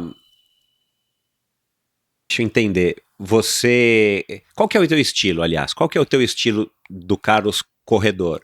Você procura ir devagar e sempre? Ou você tem vezes que você prefere parar, descansar e de repente, não, eu não vou ficar caminhando, eu vou me poupar, ou sei lá, tirar um cochilo de 20 minutos nesses mega desafios, para eu depois poder progredir, né, andar para frente, como você falou, numa velocidade média X que você deve estar calculando, sei lá. Ou você opta pelo caminho, não, eu não paro. Vou devagar e sempre, quando der para ir rápido, eu vou rápido, mas eu vou minimamente caminhando rápido. Eu vou ouvir no meu corpo. Muitas vezes eu tô caminhando rápido, às vezes eu tô trotando, né, correndo no máximo a 8, Nunca fazer 10, 12, não. Máximo a 8 km por hora, tranquilo. É muito relaxado. Eu posso falar que eu construí cada região um formato. Cada região tem um formato. Que nem o ano passado, saindo do Chuí até Pacaraima. Quando chegou na última região, que era de Boa Vista a Pacaraima, é uma região mais isolada e muito quente. O sol, meu Deus do céu, no período de meio-dia às 2, é escaldante. Das 3 para frente, fica muito gostoso. Tem uma brisinha, você tolera. Mas do meio-dia às 2 é muito, muito forte. Então, eu pegava esse período para parar, para comer e botar a rede num lugar bem tranquilo, no meio de uma árvore lá, perto de um rio, e aí tirava uma soneca. Claro. Mas às vezes ia até a noite, até aproveitar muito a noite. Eu imagino que nos desertos você teve isso. Gobi eu não sei porque eu não conheço, mas no deserto do Saara, que eu também não conheço, mas eu imagino que pela quentura você deve ter... As provas dos desertos, elas têm um formato padrão. São 250 quilômetros. Que você todos evita os dias o horário do almoço. Não, você corre no meio do calor. Correr. Tá. A largada sempre, por exemplo, 7 da manhã, e aí você tem um tempo para terminar, né? Até você termina entre 8 e 15 horas, dependendo da pessoa. Eu terminava a média de 9 horas. Sim. Então é o dia inteiro. Então você pegava o sol, assim, muito forte, que chegava a 54 graus, quando batia 1 hora da tarde. E depois ele ia descendo. Quando chegava lá 5 da tarde, que o sol escondia, ele ficava na 25, 20, à noite chegava a 15 graus no Saara, né? E na etapa longa, depois de você correr 40 no primeiro, 40 no segundo, 40 no terceiro, aí 30 e poucos no quarto, daí vinha a etapa de 80 a 100 quilômetros. Essa etapa você fica o dia e pega a noite também no deserto. Mas só que no deserto à noite é muito mais perigoso por conta das serpentes, né? Tem as víboras, né? Então você tem um risco muito grande de ter um acidente com cobra, né? Então a gente ficava muito mais tenso correndo à noite do que de dia. De dia tinha o sol que acabava e à noite ficava tenso, você suava bastante também, porque você corria tenso. Qualquer mexida na areia, você pensava que era uma cobra que podia te atacar. E aí na última etapa, era uma prova de 5 a 10 quilômetros, que também sempre deixava num ponto bem difícil para você passar, né? Então a prova exigia bastante da gente.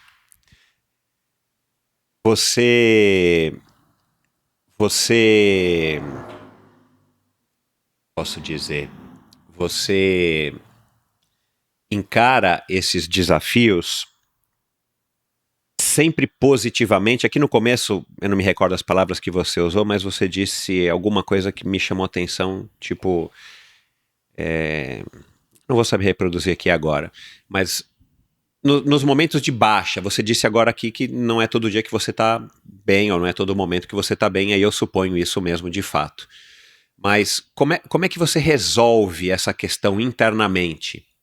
Você começa a mentalizar coisas positivas, você começa a conversar com você mesmo, você, sei lá, se baseia no Vinícius, fala, puxa, cara, eu tenho que chegar, isso aqui vai passar, ou a tua experiência já diz que isso vai passar, porque nas provas longas, né, desde maratona, até meia maratona, mas de maratona para cima, a gente sabe que os altos e os baixos acontecem, e numas provas, numas distâncias, uns desafios que duram um ano todo, como os seus, eu imagino que isso seja super frequente.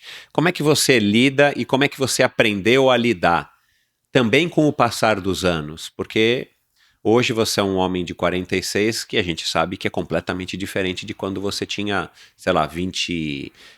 Quantos anos você tinha na tua primeira ultra? 97? 22, 23 anos.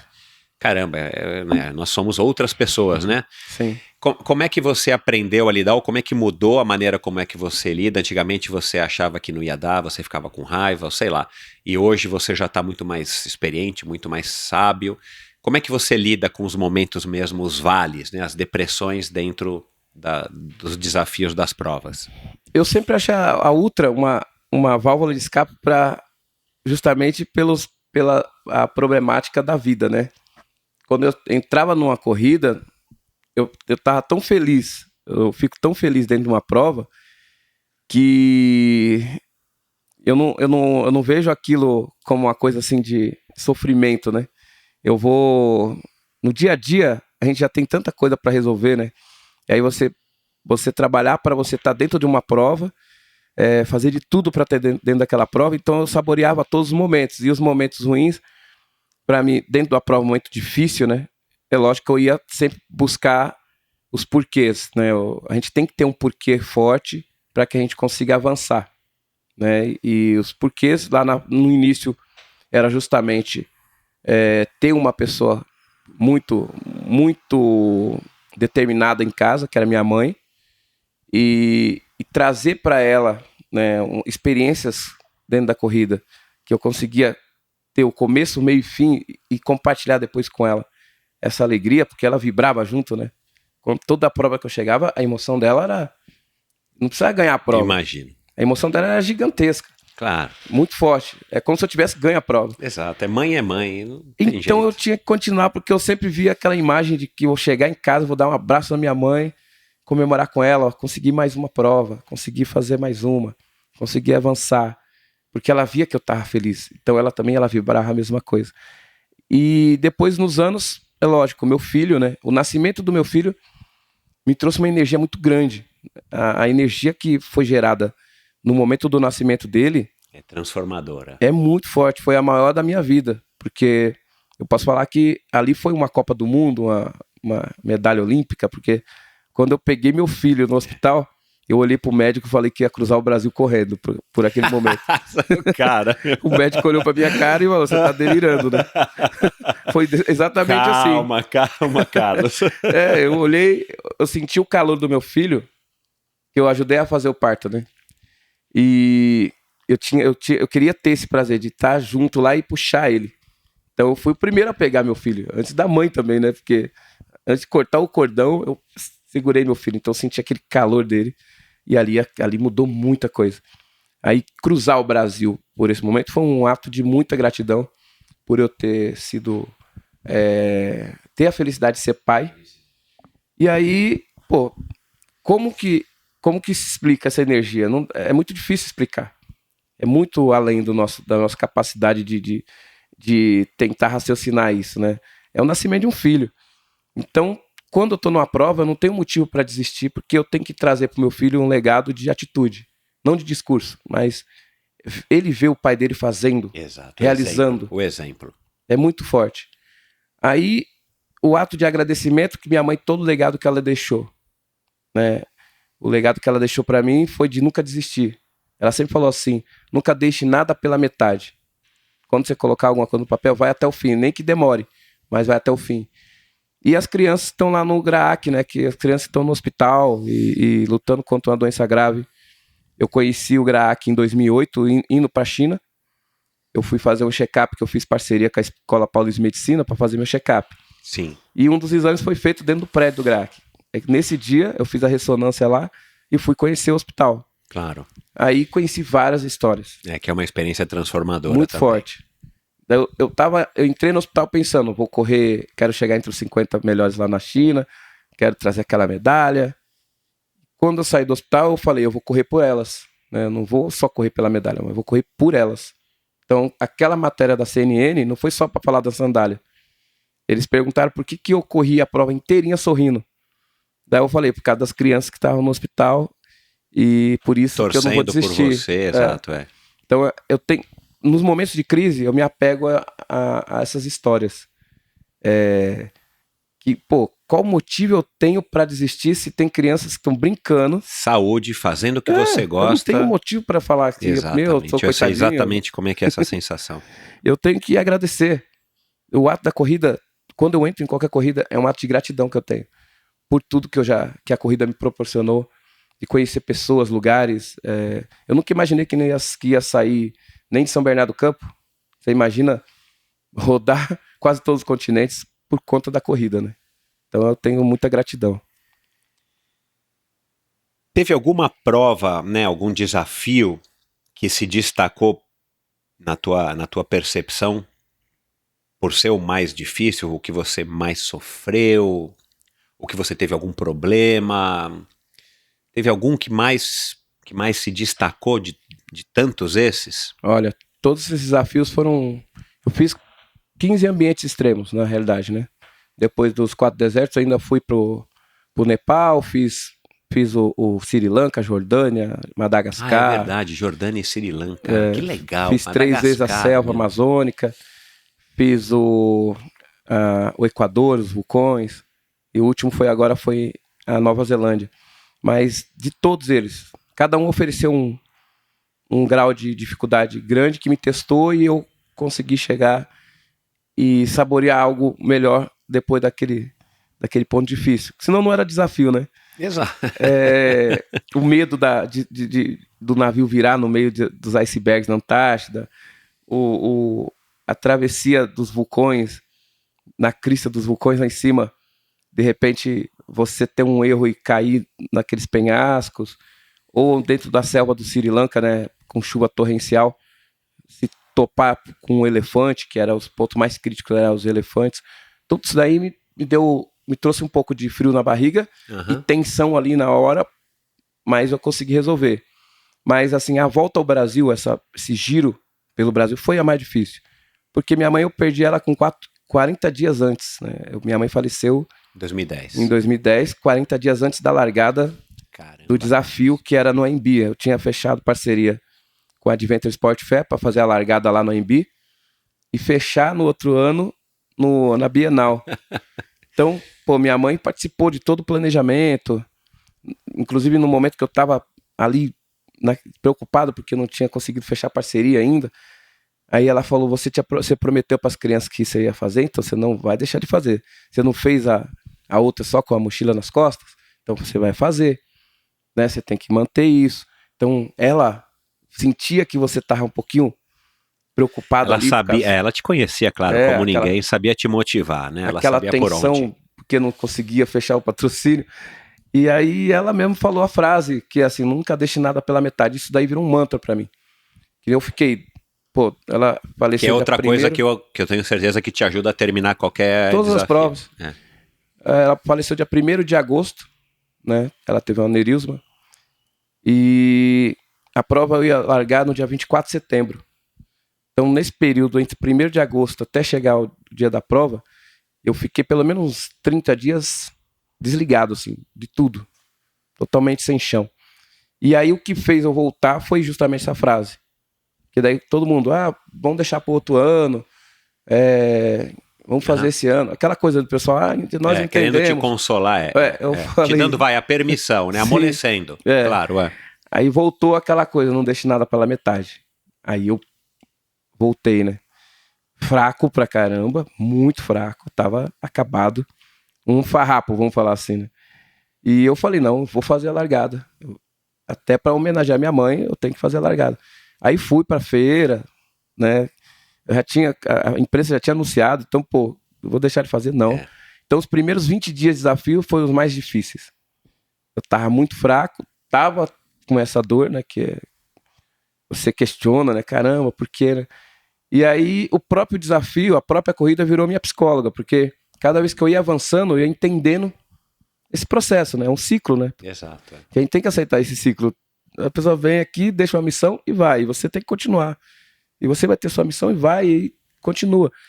E eu falei, pô, quando eu cheguei em Rio Branco, que eu passei o Natal em Rio Branco sozinho, foi o meu primeiro Natal sozinho, de verdade, assim, sem ter... E claro, né? Esses Né? são momentos que a gente lembra mesmo da nossa família. E sem ligar, consegui ligar, eu ouvi a voz, então foi muito forte. Ali eu já estava meio que entendendo e fui fortalecendo. Quando eu cheguei aqui, 325 dias depois, foi um negócio, pô, eu tava mais forte. Carlos. Era outro Carlos. Eu tava muito mais forte, agradecendo muito. E meu filho correu os 400 metros comigo na Que feira. bacana, cara. Foi uma chegada assim pra mim que de tudo que eu tinha construído assim de corrida, aquela chegada ali foi uma coisa de um prêmio mesmo, né? Eu circulei o mapa todo 325 dias. Deu uma média de 56 quilômetros por dia. Lógico, tinha dia que era mais, tinha dia que era menos. Mas foi um dia que não vai sair da retina, né? Quais são os 2 recordes que você tem no ranking? Eu acabei não anotando aqui. Foi a travessia, né, do Brasil do Iapoca ao Chuí, em 2007. Quantos dias? Que entrou 9 mil quilômetros em 100 dias. E os 4 desertos em menos de um ano, né? Ah, dentro de 12 meses. É.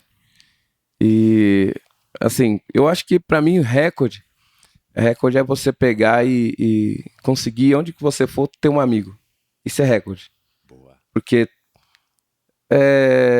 ficar ostentando, sabe? Eu sou o recordista, aquela coisa, é muito ego, muito ficar só... Uma coisa muito autocentrada, né? Você tem que olhar pra fora. Eu prefiro compartilhar as experiências com todo mundo, né?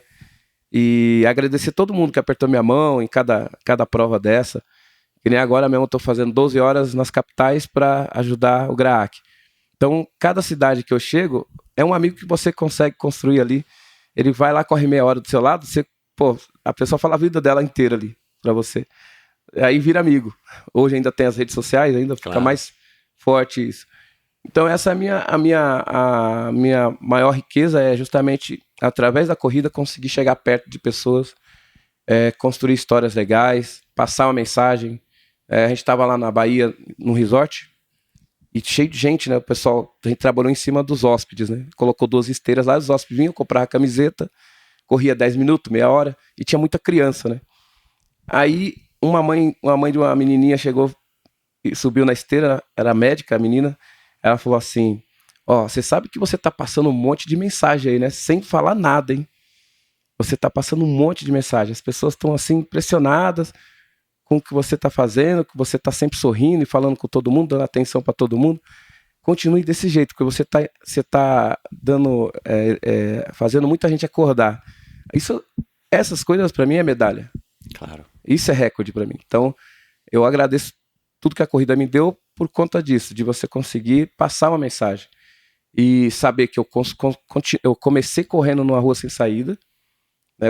Eu brincando de correr numa rua sem saída, e daquela rua sem saída eu encontrei diversas saídas, porque eu poderia estar lá pensando assim, não tem uma rua sem saída, não tem saída, né? Eu vou ficar aqui, eu não tenho poder de construir coisas novas. Foi o inverso. Lá em casa, eu aprendi que a gente pode fazer muita coisa. Todos nós, né, temos o poder de fazer muitas coisas, e a gente mesmo coloca uma barreira na frente, não tem a capacidade de pegar uma escada e subir aquela barreira para ver o outro lado. E eu aprendi com a corrida isso, olhar além desse status quo, né, desse padrão. E desde essa visita ao GRAAC, todo o desafio, ou quase todo o desafio, você dá um jeito aí de divulgar o trabalho deles e ajudar financeiramente de alguma maneira. Sim, eu todos os desafios desde 2008 para cá, ou eu vendo quilômetros, ou eu faço a camiseta e vendo a camiseta e a parte vai para eles. Tem 2 causas aí, né? Uma é falar para as pessoas que elas podem transformar o seu cenário. Então, através de um simples movimento de sair correndo 10 minutos, meia hora, despretensiosamente, sem pressão, elas podem estar mudando aí, ativando células aí no corpo delas, que elas muitas vezes estão deixando na inércia há muito tempo. E às vezes tem pessoas que foi lá correr 10 minutos, correu 1 hora, e muitas pessoas estão correndo até hoje, né? Fazendo alguma atividade e mudaram um pouco a sua vida.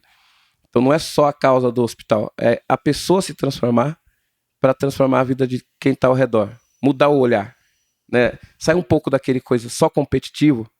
Eu sou melhor que você, sou melhor que aquele outro. E olhar assim, pô, eu vou correr junto com aquele ali, vou aprender um pouco com ele.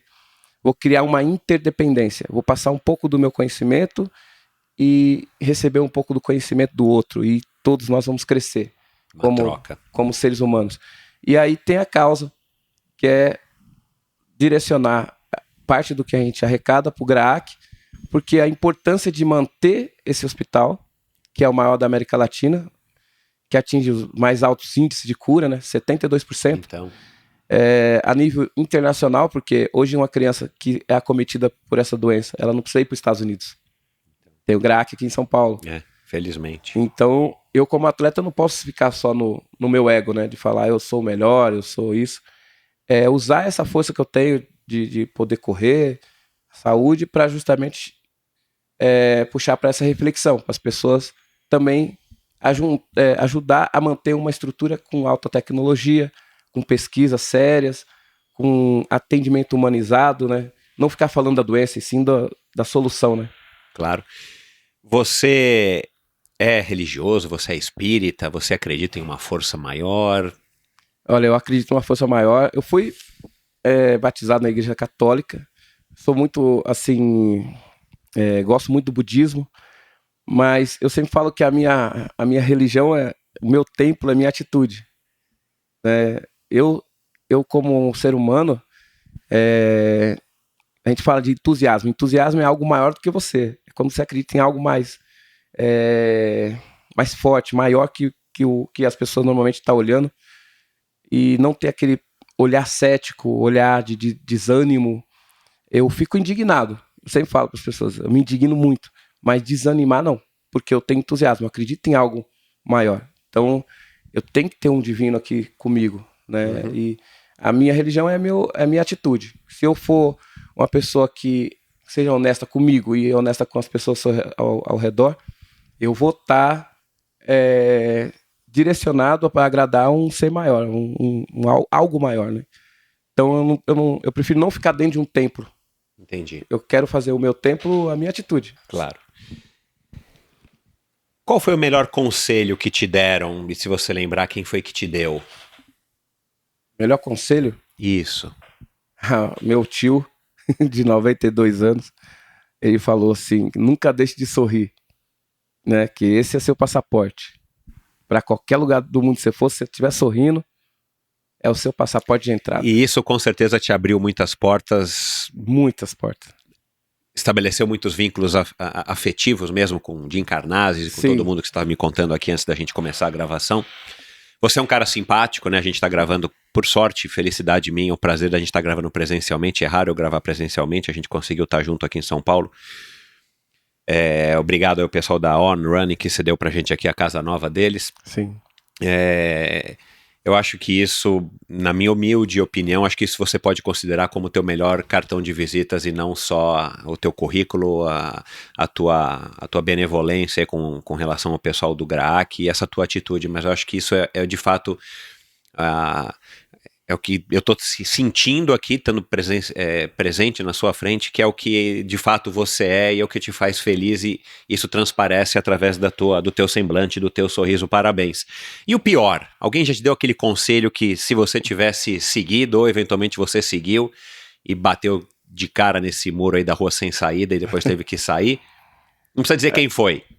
Não, acho que de um gerente de uma loja que eu trabalhava, ele falou assim que eu era muito teimoso, né, em seguir esses sonhos, e nós estávamos no Brasil e que esses sonhos muitas vezes não seriam capazes de ser realizados. Eu balancei a cabeça para ele, mas aqui internamente eu sabia que isso era algo assim, não era um problema meu, né, era um problema dele, de falar que, pô, essa teimosia de querer realizar isso, às vezes vai por terra, porque aqui no Brasil as pessoas não apostam nisso. Quem vai querer apostar? Exato, desiste antes numa de corrida? tentar. Exato, Isso. Eu ouvi muito isso. Quem vai querer apostar numa corrida, uma ultramaratona, que nem existe aqui no Brasil direito? Pois é. Quem vai querer ouvir um atleta que corre essas provas no meio do deserto? Quem será, né? E hoje tem muitas empresas que me convidam e pagam para isso, né? Para motivar. Eu não gosto muito de falar motivar, mas inspirar seus times, né? Eu participo muito de convenções, convenção de vendas, tudo. E no final de uma palestra sempre eu recebo tanto feedback gostoso, bacana das pessoas. Eu tava na Bahia, agora as meninas falaram assim: você falou exatamente o que eu precisava ouvir, né? Outra falou que uma frase que eu falei na palestra, o time já estava trabalhando no dia a dia ali e já estava dando resultado. Então essas coisas Legal. Veio do quê? Da corrida, que às vezes a teimosia que eu tive em insistir nessa coisa chamada corrida, mesmo estando no país do futebol, e mesmo sendo a corrida um esporte pouco apostado, assim, um pouco valorizado, a gente constrói uma história. Mas eu agradeço todo mundo que apertou minha mão desde o meu primeiro patrocinador lá atrás, que continua comigo até hoje. Continua? Que é a Tegma, né? Que legal. Agradecer a Movida. São empresas que têm um contrato comigo, sempre renovando comigo ano a ano, apostando no meu trabalho. A Tegma está com 8 anos comigo, né? A Movida está 2 anos. E a ON, né, que entrou esse ano na Nova Zelândia, a ON Running, tô adorando, né? Super confortável, super estável os tênis, né? Então agradecer, porque respeito o trabalho que a gente está fazendo. Reconhece, né? Reconhece. Que bom, parabéns aí para essas empresas, de fato, eu sempre gosto de dizer isso, acho que a gente tem que mencionar, porque o apoio no esporte no nosso esporte tem sido tão pequeno, que a gente tem que valorizar as atitudes das empresas que estão acordadas e apostando, e tendo condições de apostar também, né, no meio dessa crise. Sim. Mas que bom. Antes da gente encerrar esse bate-papo aqui muito legal, eu queria que você falasse desse desafio que vai acontecer agora nesse final de semana, que aliás tem a ver com o GRAAC, e é o que você está, enfim, é a tua bandeira do momento, para que, né, você que está ouvindo aqui a gente, que esteja em São Paulo, ou aqui perto de São Paulo, ou vai estar em São Paulo no final de semana, que você tenha a oportunidade de estar lá comparecendo, nem que seja para apoiar, para torcer, mas também, né, como a maior parte dos nossos ouvintes aqui são pessoas que praticam esporte, eventualmente até para contribuir um pouquinho lá com uma corridinha. Vamos lá, explica aqui pra gente o que você está planejando, o que vai acontecer nesse final de semana, onde, como, quanto, quando, aonde? Então, é o desafio 12 horas das capitais. Já vai ser a 5ª etapa, né? Eu comecei no Rio de Janeiro, fui para Porto Alegre, Curitiba, fiz Porto Seguro e agora vai ser aqui em São Paulo. Por que Porto Seguro? Desculpa perguntar. Porto Seguro, eu tenho uma história. Na minha volta ao Brasil, em 2010, teve um hotel de um italiano, ele me recebeu, fez uma grande festa. Na época foi muito engraçado, porque uma noite anterior eu dormi numa rede, né? Eu dormi numa rede num barco, né? E aí tinha saído uma matéria em Salvador, que eu estava circulando no Brasil, fazendo essa causa de vender os quilômetros na época, e ele viu essa matéria no jornal à tarde lá, e aí ele pegou e entrou em contato falando que lá em Porto Seguro eu ia ficar no hotel dele, que é o La Torre lá. E aí ele fez uma grande festa. Eu pensava que era um hotelzinho lá na beira da estrada, e era um grande resort. E aí todo ano eu vou dar palestra para os colaboradores, ou faço uma corrida. O ano passado, na Travessia do Brasil, eu parei lá e fiz um treinão com os hóspedes todos e colaboradores deles, e fiz uma palestra para os colaboradores.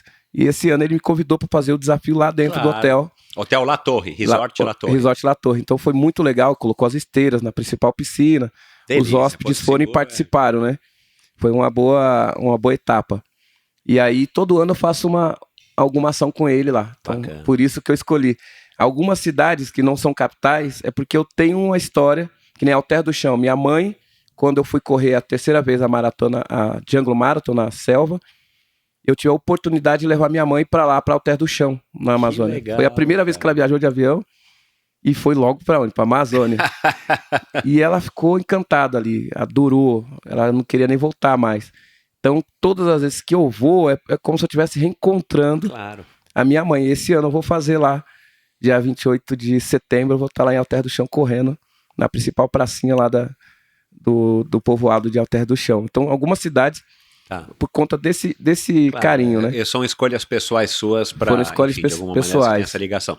Mas vamos voltar aqui a São Paulo. Então, vai ser dia 18 de agosto, das 9 da manhã às 9 da noite. Eu vou estar ali em frente ao Center 3, Na Paulista. Domingão. num domingão. Paulista fechada, que é A uma Paulista delícia. fechada ali. Então vai ter esteiras ali, 2 ou 3 esteiras para receber o público. A pessoa pode comprar a camiseta tanto pelo site, né? Entra lá carlosdiasultra.com.br. Ah, tem para vender no Já site. tem um link. Isso, tá. Aí pode comprar lá ou no dia.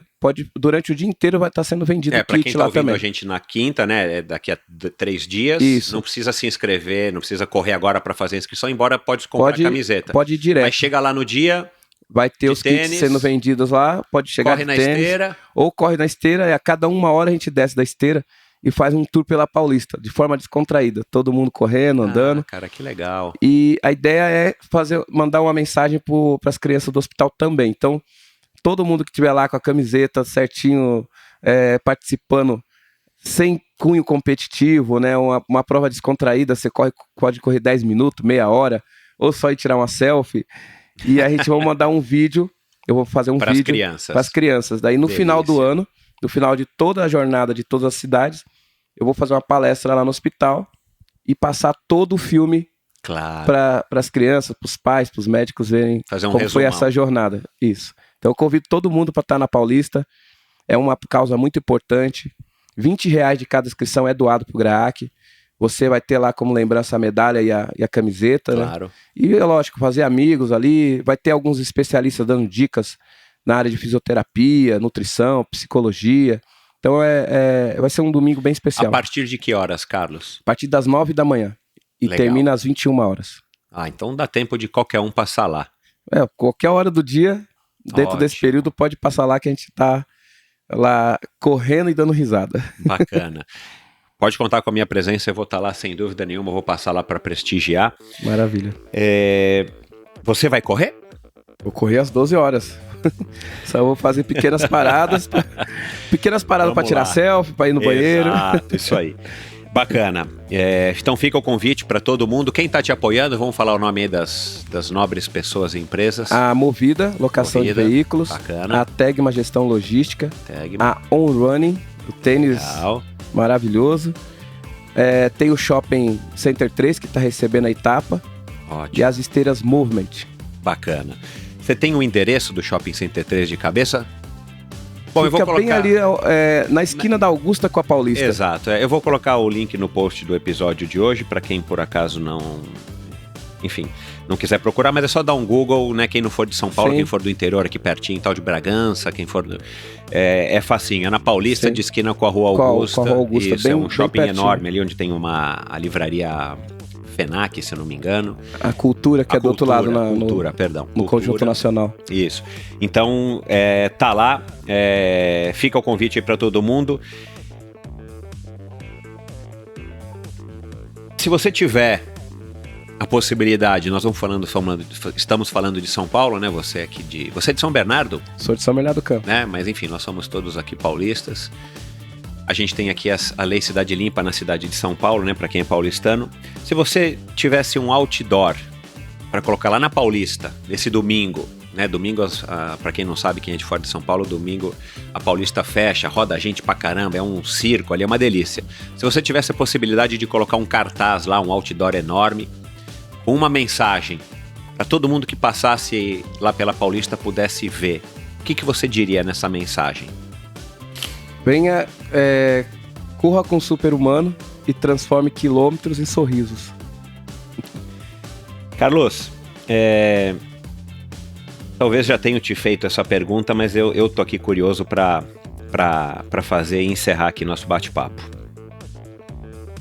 Correr para onde? Encontrar a minha maior essência, que é viver de forma plena. E correr do quê? Ou de quem? Correr do desânimo, correr do medo excessivo, né? Que o medo ele tem que existir para te dar segurança. Correr da intolerância e correr da falta de gentileza. E correr por quê? Para passar uma mensagem de força para as pessoas acreditarem mais nelas, acreditar mais no potencial que elas têm, né? No valor que elas realmente têm. Não ter dúvida desse potencial. Porque eu tenho que deixar um legado pro meu filho de atitude. Porque eu tenho que falar para as crianças que estão lá no GRAAC que elas vão vencer essa doença grave. Elas não podem ter dúvida em relação a isso. Elas vão vencer. Falar para todo atleta que se aventura numa prova que essa corrida que eles empreendem, ela tem que ser uma entrega de um abraço para as pessoas, de um aperto de mão, de um sorriso, e não somente de alimentar o próprio ego, né? De achar que uma medalha te dá o poder para dominar o mundo, dominar as pessoas, mas uma medalha te dá o poder para passar o seu melhor para o mundo. E é isso que eu sigo na minha vida. Não quero ser o melhor do mundo, quero ser o melhor para o mundo, né? Que é entregar o meu melhor para o mundo. Isso daí acho que vai ser o meu legado. Como eu saí desse plano aqui, o legado que eu vou deixar é de poder deixar o meu melhor para o mundo, não de falar assim, ó, esse daqui foi o melhor do mundo. É uma sutil mudança, mas é uma mudança muito importante. Bom, acho que a gente não precisa dizer mais nada. O recado tá dado. Carlos, muito obrigado. Uma conversa muito bacana. Você é um super-herói de fato. Talvez o Stan Lee não tenha chegado nesse nível de compreensão do seu nível de super-heroísmo, cara. Parabéns. Continue firme e forte no teu propósito, cara, que com certeza você vai longe, não só literalmente.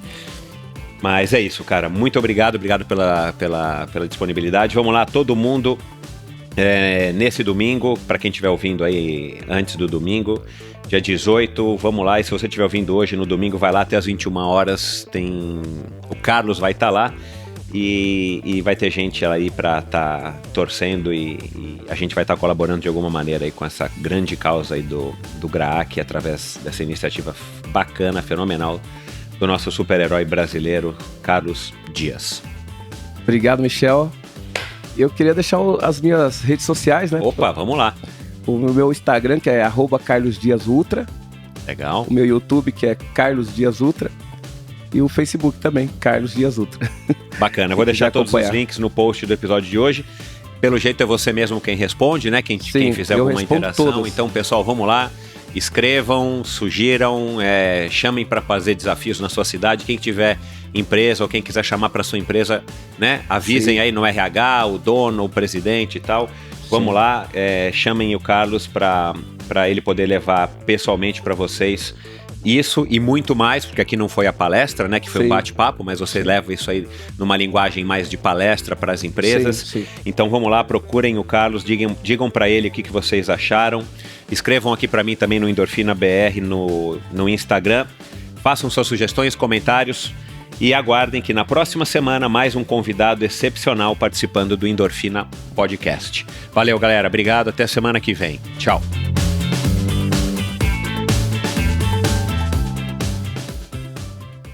Este episódio foi um oferecimento da Probiótica. Por sinal, tenho certeza de que você já tem acompanhado o trabalho muito legal que a Probiótica vem fazendo, investindo não apenas na fabricação de produtos de primeira linha, é claro, mas também ao patrocinar provas e atletas. Aliás, parabéns à Probiótica pela iniciativa.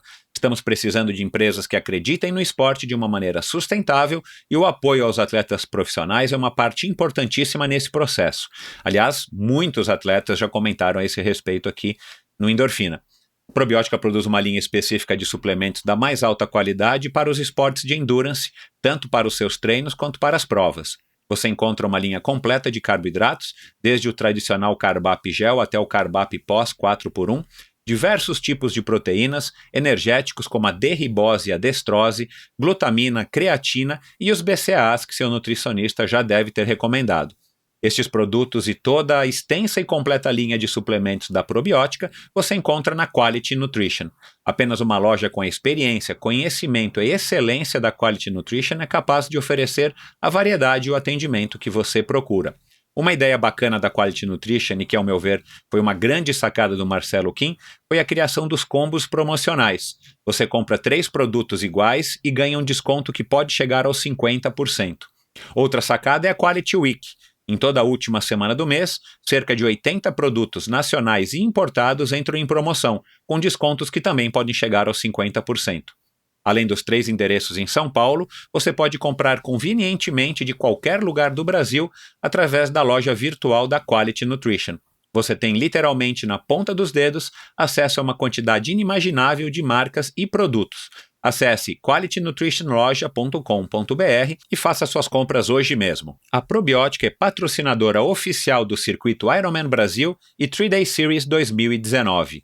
probiotica.com.br. Acesse o site agora mesmo e conheça a linha completa de produtos da Probiótica. No Instagram, Probiótica Oficial e Quality Nutrition Loja. Siga os perfis e fique por dentro das últimas novidades dessas duas marcas. Obrigado por ouvir esse episódio do Endorfina. Acesse o endorfinabr.com, vá no post do episódio de hoje para conhecer um pouco mais sobre o meu convidado e alguns assuntos abordados em nossa conversa. Lá você ainda encontra todos os episódios do Endorfina e uma galeria de fotos da história do triatlon brasileiro. Se você curtiu, colabore assinando o Endorfina na iTunes Store ou Spotify e compartilhando com seus amigos. Lembre-se de enviar suas sugestões, críticas e comentários através do perfil EndorfinaBR no Instagram ou através do Endorfina com Michel Bogli no Facebook. Um abraço e até a semana que vem.